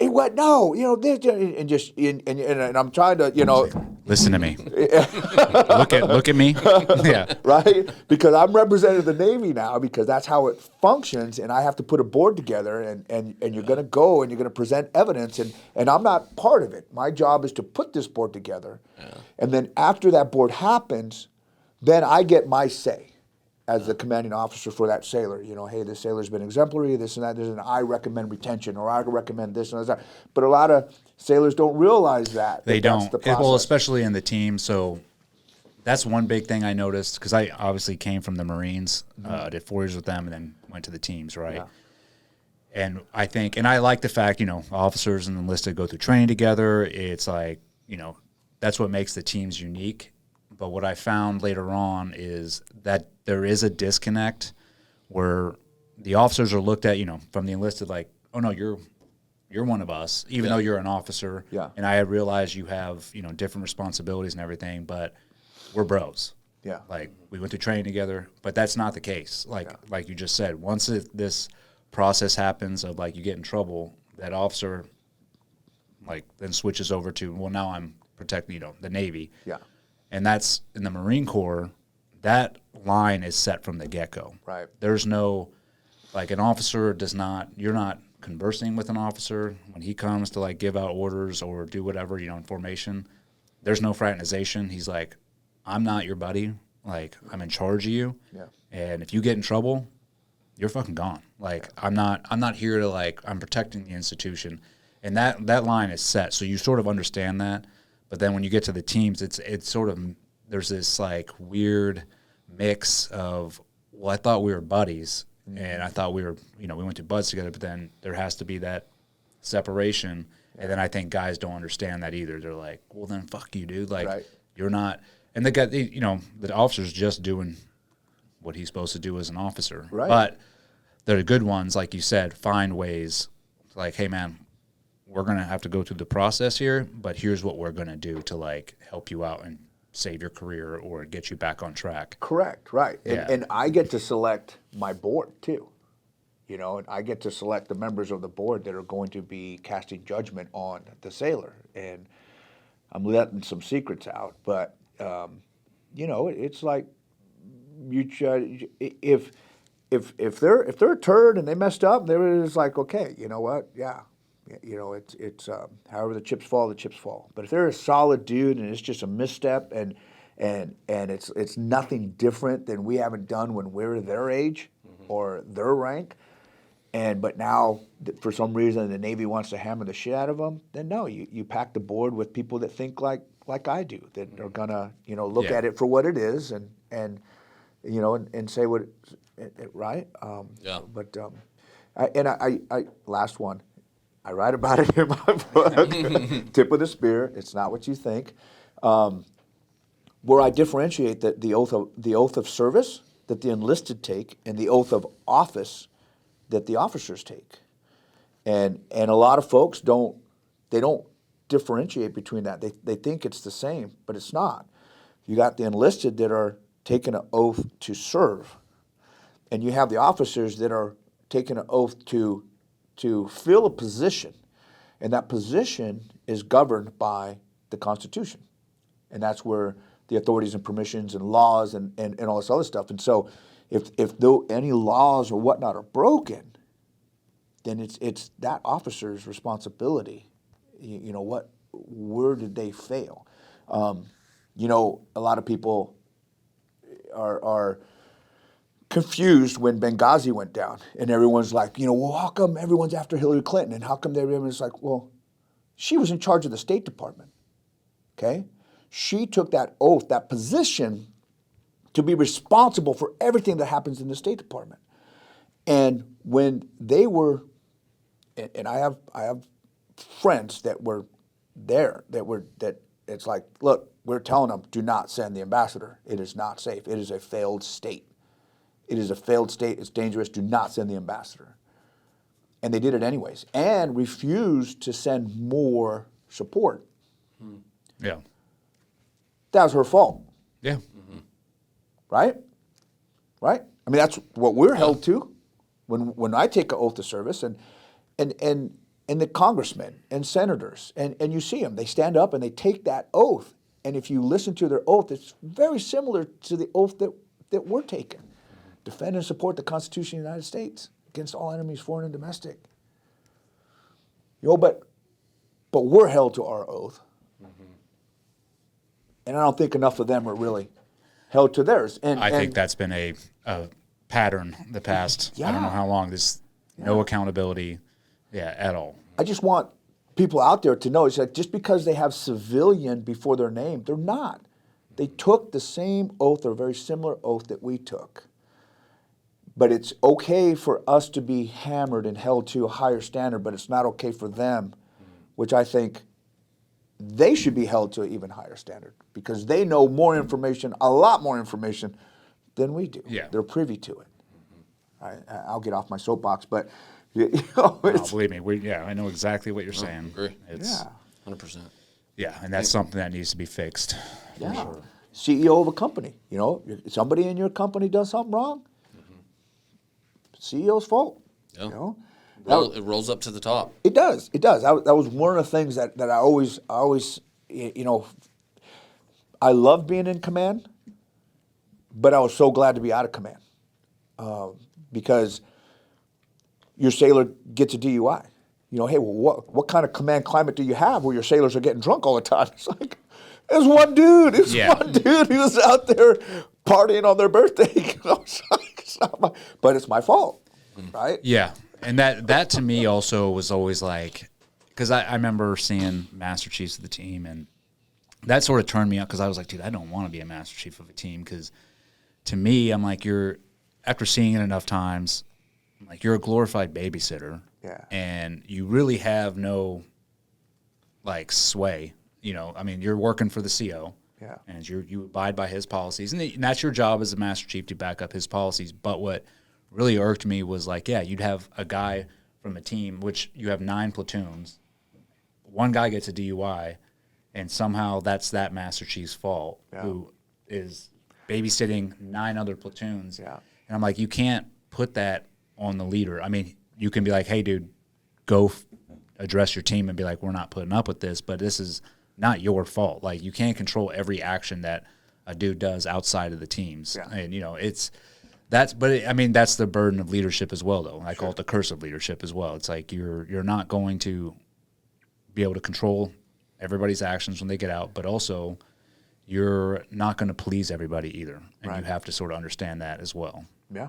No, well said. No, absolutely right. Well, there's a difference between one person getting a DWI and because, I mean, I equivalent it with like churn rate or something like that. Like customers leaving. It's like, okay, you got hundreds and hundreds of customers. Well, one leaves every month. Okay, that's just par for the course. Mm-hmm. But if you have 17 people getting a DWI every weekend from all your platoons, now you got a cultural issue that you need to address. It's like, I'm not saying it doesn't roll up to the top, because it does. Yeah. But you have to set the expectations at some level where you're like, okay, one DWI every quarter, that's just normal, versus like, every weekend we're getting multiple ones. Okay, you got a cultural issue. You're not. And that's when you fix the culture. Yeah. And that's where, as a leader, you better be ready to be like, I'm about to be hated, because I have my buddy's a Master Chief right now, and I won't say what team because he doesn't want to, but he took over command and was pretty much like, you need to change the culture. Like, this team, the last rotation, gotten all this stuff, right? Yeah. So he was like, all right, and he's laid the hammer down. He's like, we're going back to the old school ways, formations, haircuts. Yeah. And he knows it. He's like, I know they hate me. But at the same time, this is for the betterment of the whole team that we're doing this. And that's where you just have to accept. It's like, I know I'm probably going to get knocked up on the what do they do? The command climate surveys. Sure. But it's like, are you abiding by everything? Yes. Then you have nothing to worry about. Which again is like, in my opinion, I think they're talking out of both sides of their mouth. Whoever's making these decisions, because it's like, hey, we want you to stop this behavior, but then we're going to give tools to the people you're governing to basically say you're a piece of shit and you suck, which is now going to affect whether you promote or not. Yeah. And I mean, it was crazy, because, instead of the top leadership coming down and going, hey, how do we make this work? Yes. Let me work with you. Let's figure out how to do this together. Well, yes, and or the top leadership, calling it what it is. It's like, okay, there's some things that we need to do. We need to be professionals. But at the same time, we're warriors. Okay? And if you look at the history of warriors, when were they ever nice? Okay? We could be kind and we could be nice to the people we want to be nice to, but when were warriors ever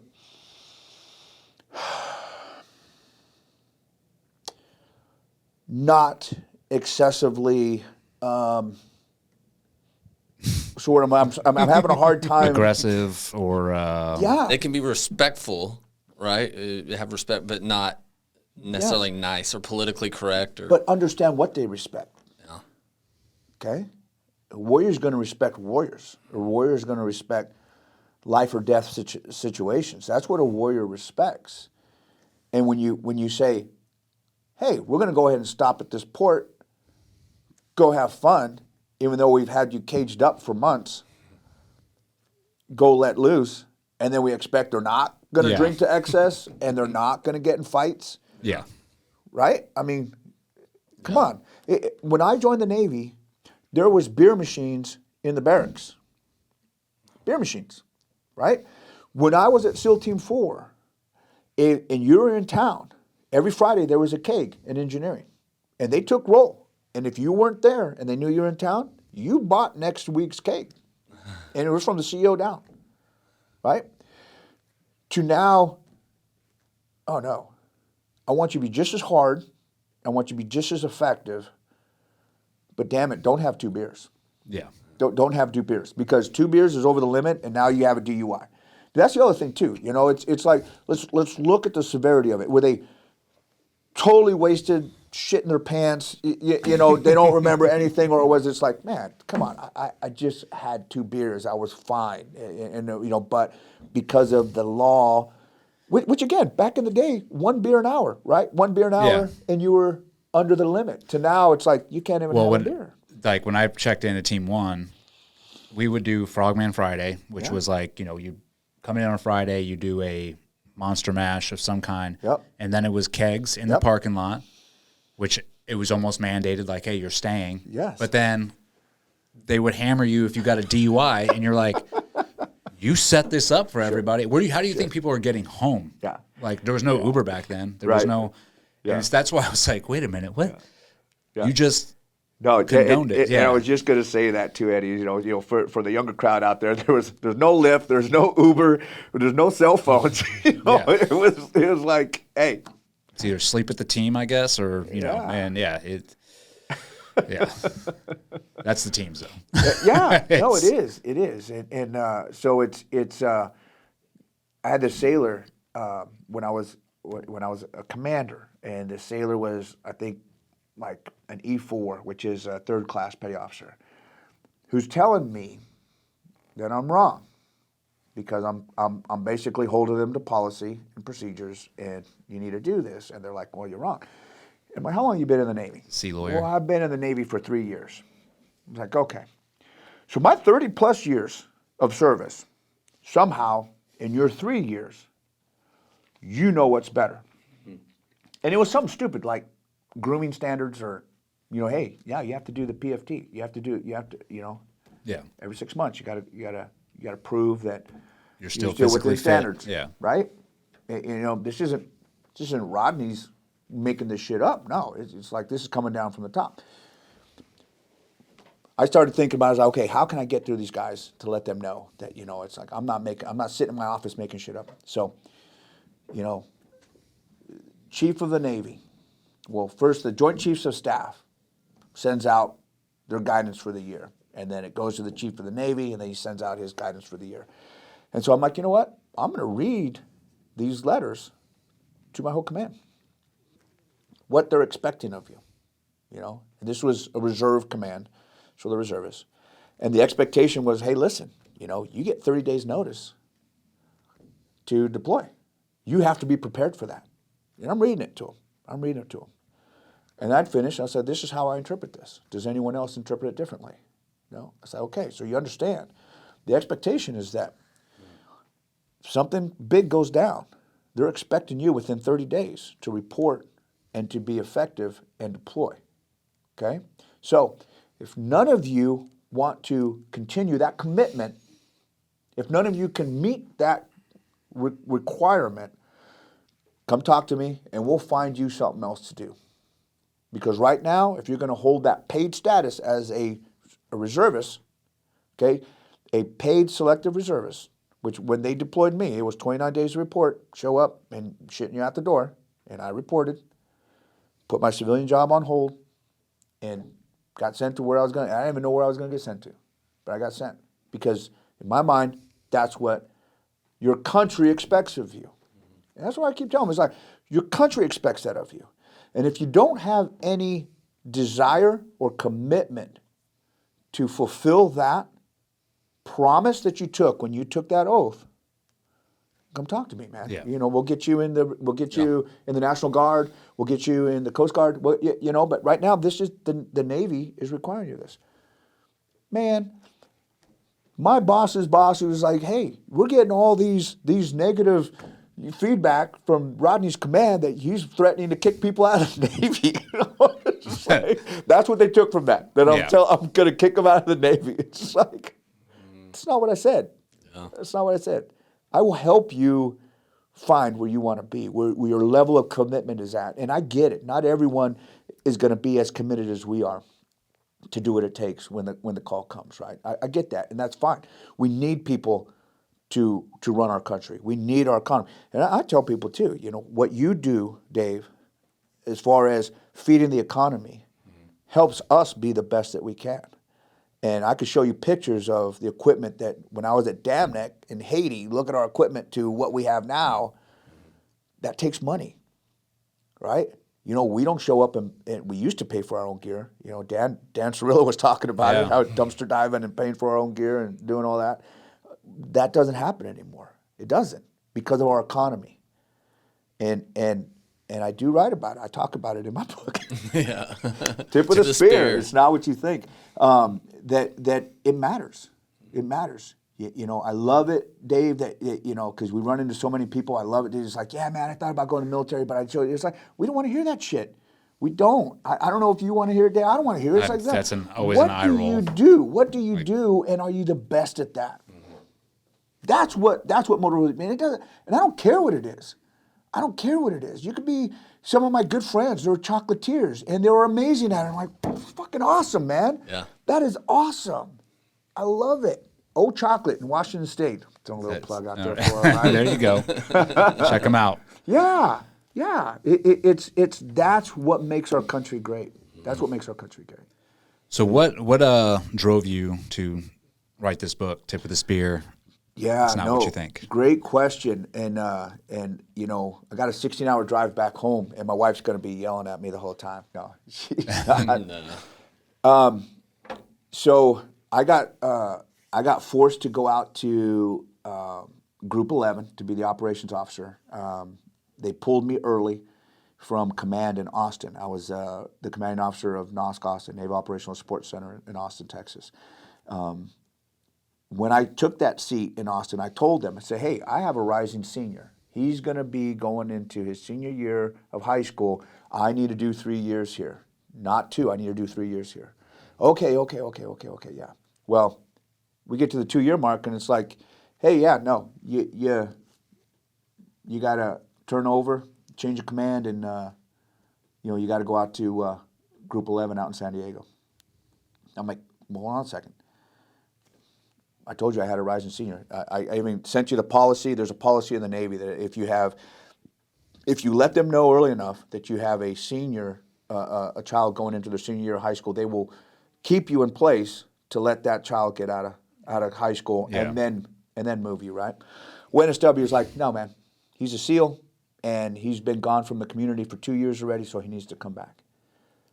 And I'm like, well, this sucks. So now I'm geo-batching because I'm not going to pull my son before his senior year. And so my wife and my daughter and son, they stay back in Austin, and I shoot out to San Diego with the understanding that it's like, okay, if you're going to make me come out here, then deploy me. Deploy me to Afghanistan or Iraq, send me downrange. Okay? Okay, yeah, no, that makes sense. Yeah, we could do that. Well, I get out there, and it's like, okay, when am I leaving? Who am I going to be with? Whatnot. And it's like, oh, yeah, no, you're not. Captain so-and-so took that because he needed to do something for 6 months. So you're going to stay here, and you're going to, and this was during COVID, right? This is 2020. Group 11's a ghost town. I'm like, where the hell is it? Where is everybody? Oh, yeah, no, they're working from home. I'm like, what was the urgency to get my ass down here? To rip me from my family, not keep me in place, to square away a department that Nobody's showing no one's up. even showing up for, right? I'm like, okay, calm down. I was so mad. Like I had a espresso maker and make and all this other stuff, and I was all I want to bring it to the office so everyone could make good coffee. And I was like, fuck that. No, you don't get to use my espresso maker. I'm taking it to my barracks room, and I don't know if you know the GeoBats barracks. Oh yeah, right there on North Island. Yeah, yes, that's where I was staying. Stayed there a couple times. Yeah. Oh yeah, so you know how awesome they are, right? Yeah, real awesome. Carpet stained. The mattress is so worn out. They were like probably from pre-World War II. Yeah, it's like Section 8 housing. Horrible. You're sharing a shitter with somebody else, and yeah, it's bad. No TV in there. It was bad. It was bad. And I'm like, mother. I almost got in my car and drove back to Texas. I said, you guys do what you want to do, but no, I'm not checking in. And but I calmed down. They didn't get my espresso maker, and I stayed there. And I. Couple weeks, and my wife calls me, and we're talking, and she goes, look, here's the deal.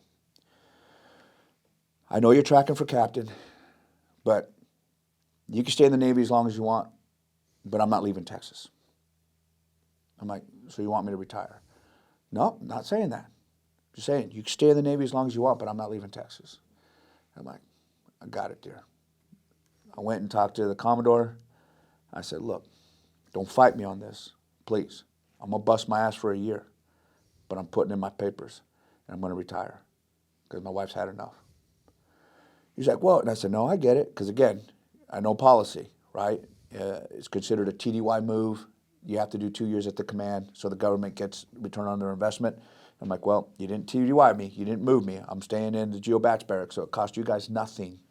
I just drove down here myself. but just promise not to fight me to stay 2 years. I'm going to do 1 year. I'm going to work my ass off on the square. And I'm going to do what I can, but I'm putting in papers to retire. And yeah, that's what got me to retire. So now I'm home. I'm sitting there. I'm like, now what? I'm like, fuck. I've never been out of a job. Yeah. Never. And I'm looking at my wife and I'm like, Veronica, what's my purpose?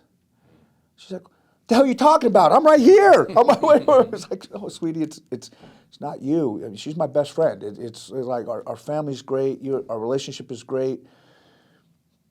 What's my purpose?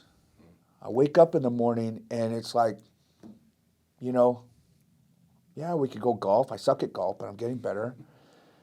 We go watch movies. We go, you know, but it's that's just existing. Yeah. Right? And I started getting depressed. And, you know, I got offered jobs to go and work at old places that I worked before, and the offers are still on the table, but she doesn't want to move back to the East Coast, and I have to honor that, because I've made her move so many times. I've made my family move so many times, and again, it's one of those things that you don't realize how much you affect the people that are closest to you until you're older, and until that time is gone, and now they're adults, and it's the same old saying. You know, that song, Catch in the Cradle, you know, I mean, Oh, yeah. He's singing about it, right? He's singing about it. You know, we want to provide and protect, and I'm like, but I still got to do something. So I started writing. I have so much to share. There's so many things that I want to say, and I never planned on it being published. I never planned on it, you know, because I was talking to Jack Carr, and you know, hey, what do you want to do? You want to make this a business? You know, do you want to all this other? Give me great advice on it. I'm like, bro, I haven't even thought that far ahead. I don't know. I've achieved my goal. I am not depressed anymore. I've said what I wanted to say. It's in that book, Tip of the Spear. It's not what you think. It's in there, and I have more to say, but the big highlights. If people want to read it, great. Because it's just sharing my thoughts, and it helped me get out of a gray area that was turning dark really fast. Yeah, which is not uncommon. No, that's I think most guys go through that. You know, I think that get out that served. You know, I mean, you 35. That's a freaking large amount of time. I mean, but even guys that get out after 20 or 15, it's they're used to. I mean, they're institutionalized. Yeah. They're used to this mission, like this righteous mission that they have, and that's what drives us. Yeah. And when you get that, when that's gone, it's like, okay, what am I going to do now? And I was the same way, and it didn't hit me until like a year out. My daughter, and I was same thing, depressed, bitter, just from like not having anything to do. And she was like, I went to her room, and she's like, I don't want to be around you. And I'm like, what? And she's like, you're like, yeah, you're negative, and I just don't want to be. And that was like a wake up call for me, where I was like, okay. And I just like, you have to get over yourself. It's like, get over yourself, stop, because we'll wallow and like, It's like, find something, and it doesn't matter. Like, just start doing something else, and that might not be your purpose, but that should not stop you from just diving into, a couple different things, and maybe something's going to click. But I think for guys, and that's what I try and tell guys, I'm like, first take care of yourself, fix yourself from whatever you've done in your career, and then start just trying new things out. And I'm like, it can be anything. You can reinvent yourself if you want. Yeah. But it's going to be a hard process, a learning process, and eventually, though, you're going to have to find something. And then also I tell them, like, just realize nothing is ever going to be what we did. It's just not going to happen. It's true. Like, as long as you can accept that, and it's not a bad thing. It's just knowing, I know I'm never going to have this again, but I'm grateful for that time that I had. Like, I wouldn't give it back for anything. I'm proud of it. And, as long as my family's proud of it, I'm good. But it's, you gotta start moving on. But it's a hard process, and that's, I think everybody goes through it. No. That's awesome that you decided to like sit down. And I've also heard that's very therapeutic. Is like, and I was told that too. Like, hey, just write whatever is in your head, and it's a lot of the times that'll just take the weight off. But that's awesome that you were able to do that. And then what made you like? So as you were writing, like, you know what, I'm going to publish this. Yeah. So I started sending it to friends of mine, and team guys, people in industry. Because team guys are gonna shoot me straight, right? They're gonna say, "Dude, don't even try, right? Wipe your ass with that, because that's about as good as it is, right?" But then the industry guys is like, "Hey, there's something here for corporate," and then started sending it to a lot of family and friends or teachers, and because I wanted to target young folks, and I wanted to just talk about hey, why are so many young folks think that it's hopeless today? Why do they think they don't have any opportunities? Why do they think that that they are not good enough, or they're not this or not this? And it's like, well, there is a lot of opportunities. You're not hopeless. There's tons of shit out there. It's your mindset. Yeah.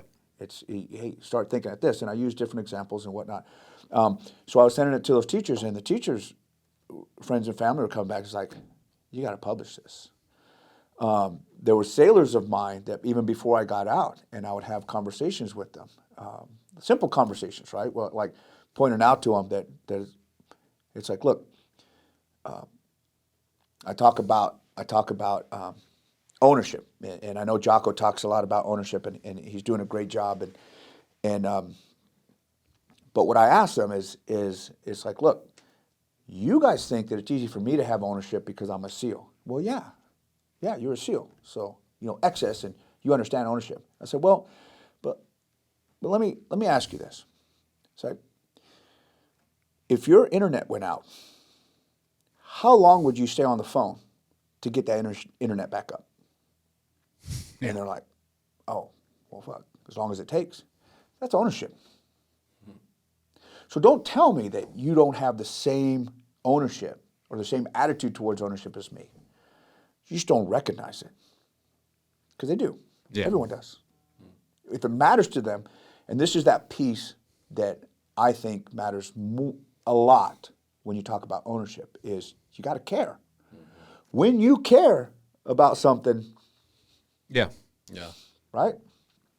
So just getting that out to anyone who wants to hear it. So you have it within you. Like I said before, I'm not special. 150 pounds, soaking wet when I showed up at Bud's. Never swam before, never had fins on my feet, never shot guns. None of it. None of it. I became a sniper. You know why? When we finished STT, a sniper class was starting. I didn't have my trident yet. And the instructor's like, hey, listen, it was Al Moreno, Jose Hanau, and myself. We were the three corpsmen. Class 141, Class 142, Class 143. And we were all Latinos. It was funny. Jose Hanau is a doctor now.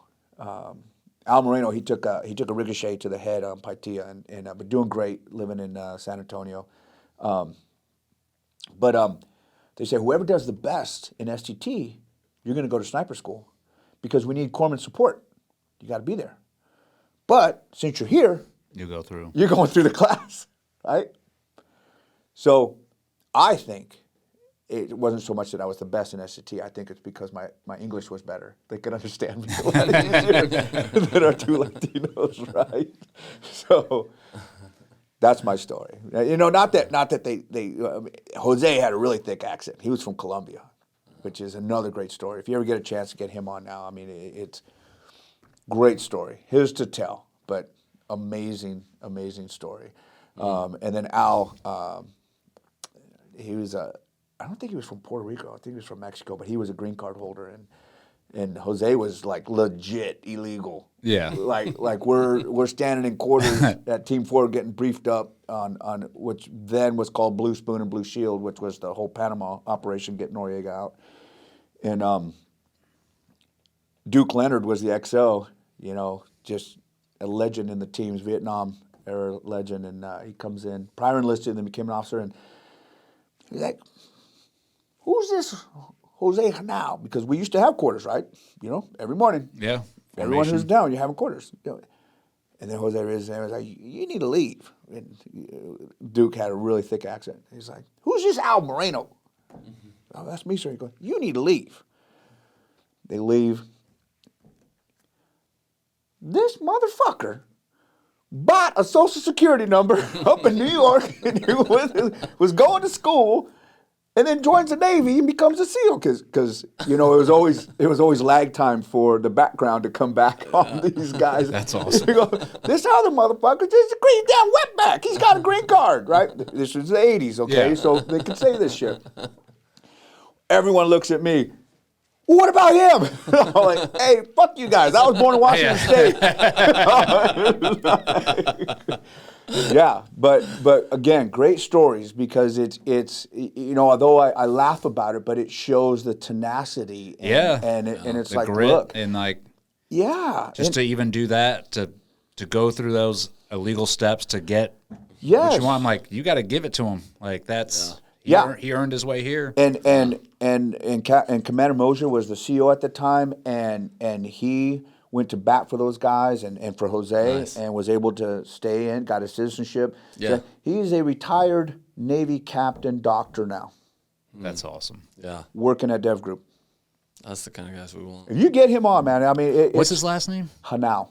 Now, okay. Yeah. Jose Hanau. Great dude, great story. I share that story, you know, because I know that there's a lot of shit going on the border, and don't get me wrong, I'm not saying, hey, open the borders. No, follow the laws. Yeah. You know, give the enforcement agencies the tools that they need, the money that they need, the personnel that they need to enforce the laws.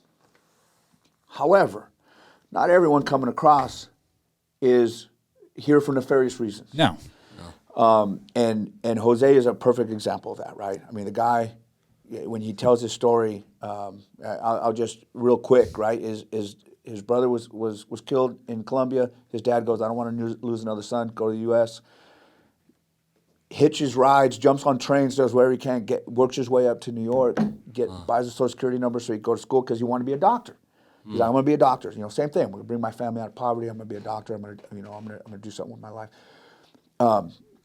Struggling in school, decides to join the Navy, becomes a SEAL, does great job as a team guy, and he's like, "Hey man, I came here to be a doctor, not a team guy." So goes to night school, does his pre-med, goes to the gets selected to go to the Army medical or the Armed Forces medical school, becomes a doctor. He's an ER doctor, crushes it, makes it all the way to captain. And now he's working as a civilian doctor there at Dev Group. That's You awesome. know, it's not, yeah. So it's like, again, That's the American story. Yeah. it You know, is. opportunity. You know how I found out that my mother was not a U.S. citizen? Remember I told you, hey, send me the tickets. I go up to D.C. Ends up being the agency. And I'm like, okay. I do my interviews. It's like a 3-day process. Do my interviews, do the poly, do all this other stuff. I'm getting ready to head back to Texas, and I'm at the cash cage because, you know, they're paying you your per diem and whatnot. And it's like, hey, Rodney Magallan, yeah, whoever, you got a phone call over here. And I pick up the phone. And I don't know who it was on the phone, but it was like, hey, listen, if we offer you a job, will you take it? I'm like, well, I don't know. Are you offering me a job? Well, you know, we see here that you applied with the DEA, you applied with Customs, and, you know, you're with the Marshals now. And I was like, well, yeah, I applied with those other agencies because the Marshals were in a hiring freeze. But, you know, are you offering me a job? Well, you know, your mother's not an American citizen. I'm like, what? Fuck you, man. Don't you be talking about my mother like that. You know, my like, well, she's not. And I'm like, well, give me your number. Hold on. I'll call you back.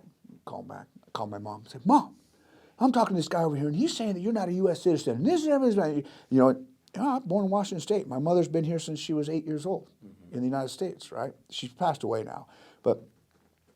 And I'm going on and on and on how pissed off I am that this guy's throwing shade about my mom. It's like, well, what the fuck, right? I say, oh, mijo, I'm not. Like, what? I'm not. I'm a green card holder. I'm a naturalized. I'm not a U.S. citizen. You never got your citizenship? No. Why not? well, your dad wanted me to keep my Mexican citizenship just in case we had to flee the country. I'm like, the fuck were you guys doing? What's going on here? This is how, okay, love you, Mom, bye. I hang up, I call the guy back.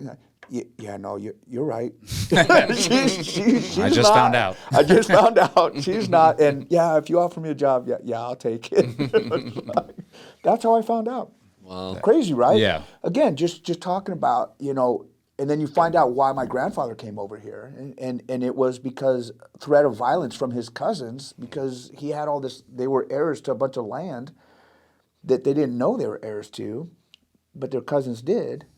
And they're like, hey, We're coming in to take it. yeah. Yeah. So he packs up his family on my mother's side and comes across, and third generation migrant worker, right? It's not here. I want to do illegal activity. I want to do this. No. I mean, yes, technically coming across the border without permission, yeah, that's illegal activity. It is, but just wanted to provide a safe way to earn for his family, right?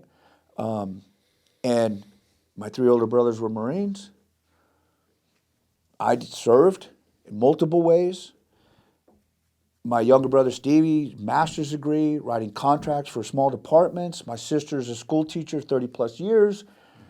So it's that next generation, right? And what I'm saying is let's not demonize everyone when the reality is there is some good for the folks that just want to come out here and have a better life. And you've been to countries where you see that they don't have opportunities. That's who we want. Yeah. Yeah, That's that is what who we America's- want. I that's think, what yeah, America's and made of. there's no problem. Like, I'm like, yeah, people are coming across here and then becoming like outstanding citizens, and like, especially for your family, like serving this country and doing things that benefit this country. That's all day long. Right. Yeah. Heck yeah. Right. I think the only thing, like, especially this, Get 'em what we legalized. have concern now is like we have those people coming across along with Guys, who knows, like, murder. who's Yeah. just been walking across. And I think murder that's and where rape. it's like, okay, we need to cut this off and have a funnel. 100%. Yeah. 100%. 100%. No, what's happening right now is just criminal. It's insane. It's criminal. And hey, instead of 80,000 IRS agents, how about 80,000 judges? And we start, processing these people that you have on parole using a loophole to let them free in our country. No, that's. I think everybody can see that. It's crazy. It's crazy, and it can be fixed. It will be fixed. Why is it so easy for someone from Saudi Arabia to come to our country, but yet someone in our neighboring country has to wait 5 to 7 years to get the documents to come here legally? Yeah, it's so skewed. Right? Yeah. Yeah, I think it'll be fixed. I think the so. pendulum will swing back. You just Right. got to keep hope. Yeah. Yeah, I mean, and I'm not looking at just the president, right? Because it's laws. Yeah. It says let's look at Congress. Let's look at Congress. Let's look at the Supreme Court. Let's look at the laws. And that's again, when we talk about and I've not been political, right? I've served a lot of presidents. And for the longest time I never voted because the first time that I voted in the Navy, and then found out that our ballots were on some barge off the coast that they found months after the election that didn't even get counted. I'm like, well, why am I even voting then, right? Why am I voting? But I took that oath to serve the president, all the presidents, not a certain party president, all the presidents. I took that oath, and I still believe that way. But why do so many people just focus on the presidency instead of their local elections or their senators or their congressmen or their governors or, their school boards? There's so many things that affect us more so. That you can actually help control. Yes. Yeah. It's what happens is starting with your community and actually do good there. Yeah. And then if it grows, you can spread out from there. But you can't control, like, I think everybody, it's, election season, it just, the media and everybody, it's like wants to drive you into a frenzy and make you think like you have some sort of control, which causes anxiety and all this other stuff. It's like, dude, you don't have control of that. What you can control is your own front yard. Absolutely. Yeah. Yes, sir. Absolutely. Yeah. No, when you talk about the instruments of power, that's again, 4 things that any country needs to have and have it be robust to be on the global scale. strong military, strong economy, strong diplomatic corps, and the I/O abilities, right? Information operations, how to get that information out there with the media. Those are instruments of power. When you think about that, the power, just as strong, if not stronger, than our military is, right? What we're doing right now, Exactly. right? Reaching out to people, and but we're still the best country in the world. You wouldn't Always. have all these people flocking here, Yeah. right? Yeah, true. Which is awesome. Awesome. Good, man, your story, incredible. Thank Yeah. you so much for coming What on. Thank you. So where can people? So obviously your book's on pre-order right now. Where can people find that at? Yes, so ballastbooks.com, Ballast- and yep. if you go to the menu and you look at, you type in Tip of the Spear, it'll come up. Okay. Yeah, absolutely. Awesome. And then when's it out for sale? So it'll be on Amazon and Barnes & Noble in both hardback, paperback, and a audio version, Veterans Day. Nice. That's Yeah. perfect. Well, when we put this out, we'll put the link for the pre-order so people can go to that. Definitely check it out. I read a chapter so far. I mean, I got it last week, and I was reading on the flight, and it's very well written. I liked what I read so far, and we continue to read it. But I definitely suggest for anybody listening, read it if you want to get a good perspective on just leadership and mindset. That's what I gathered from the first chapter as well. So awesome, man. I appreciate well that. done. Thank you. I can't wait to read it. Thank you. Awesome. Thank you so Tip much. of the spear. It's not what you think. It's not what you think. All right. Out. Awesome. Out.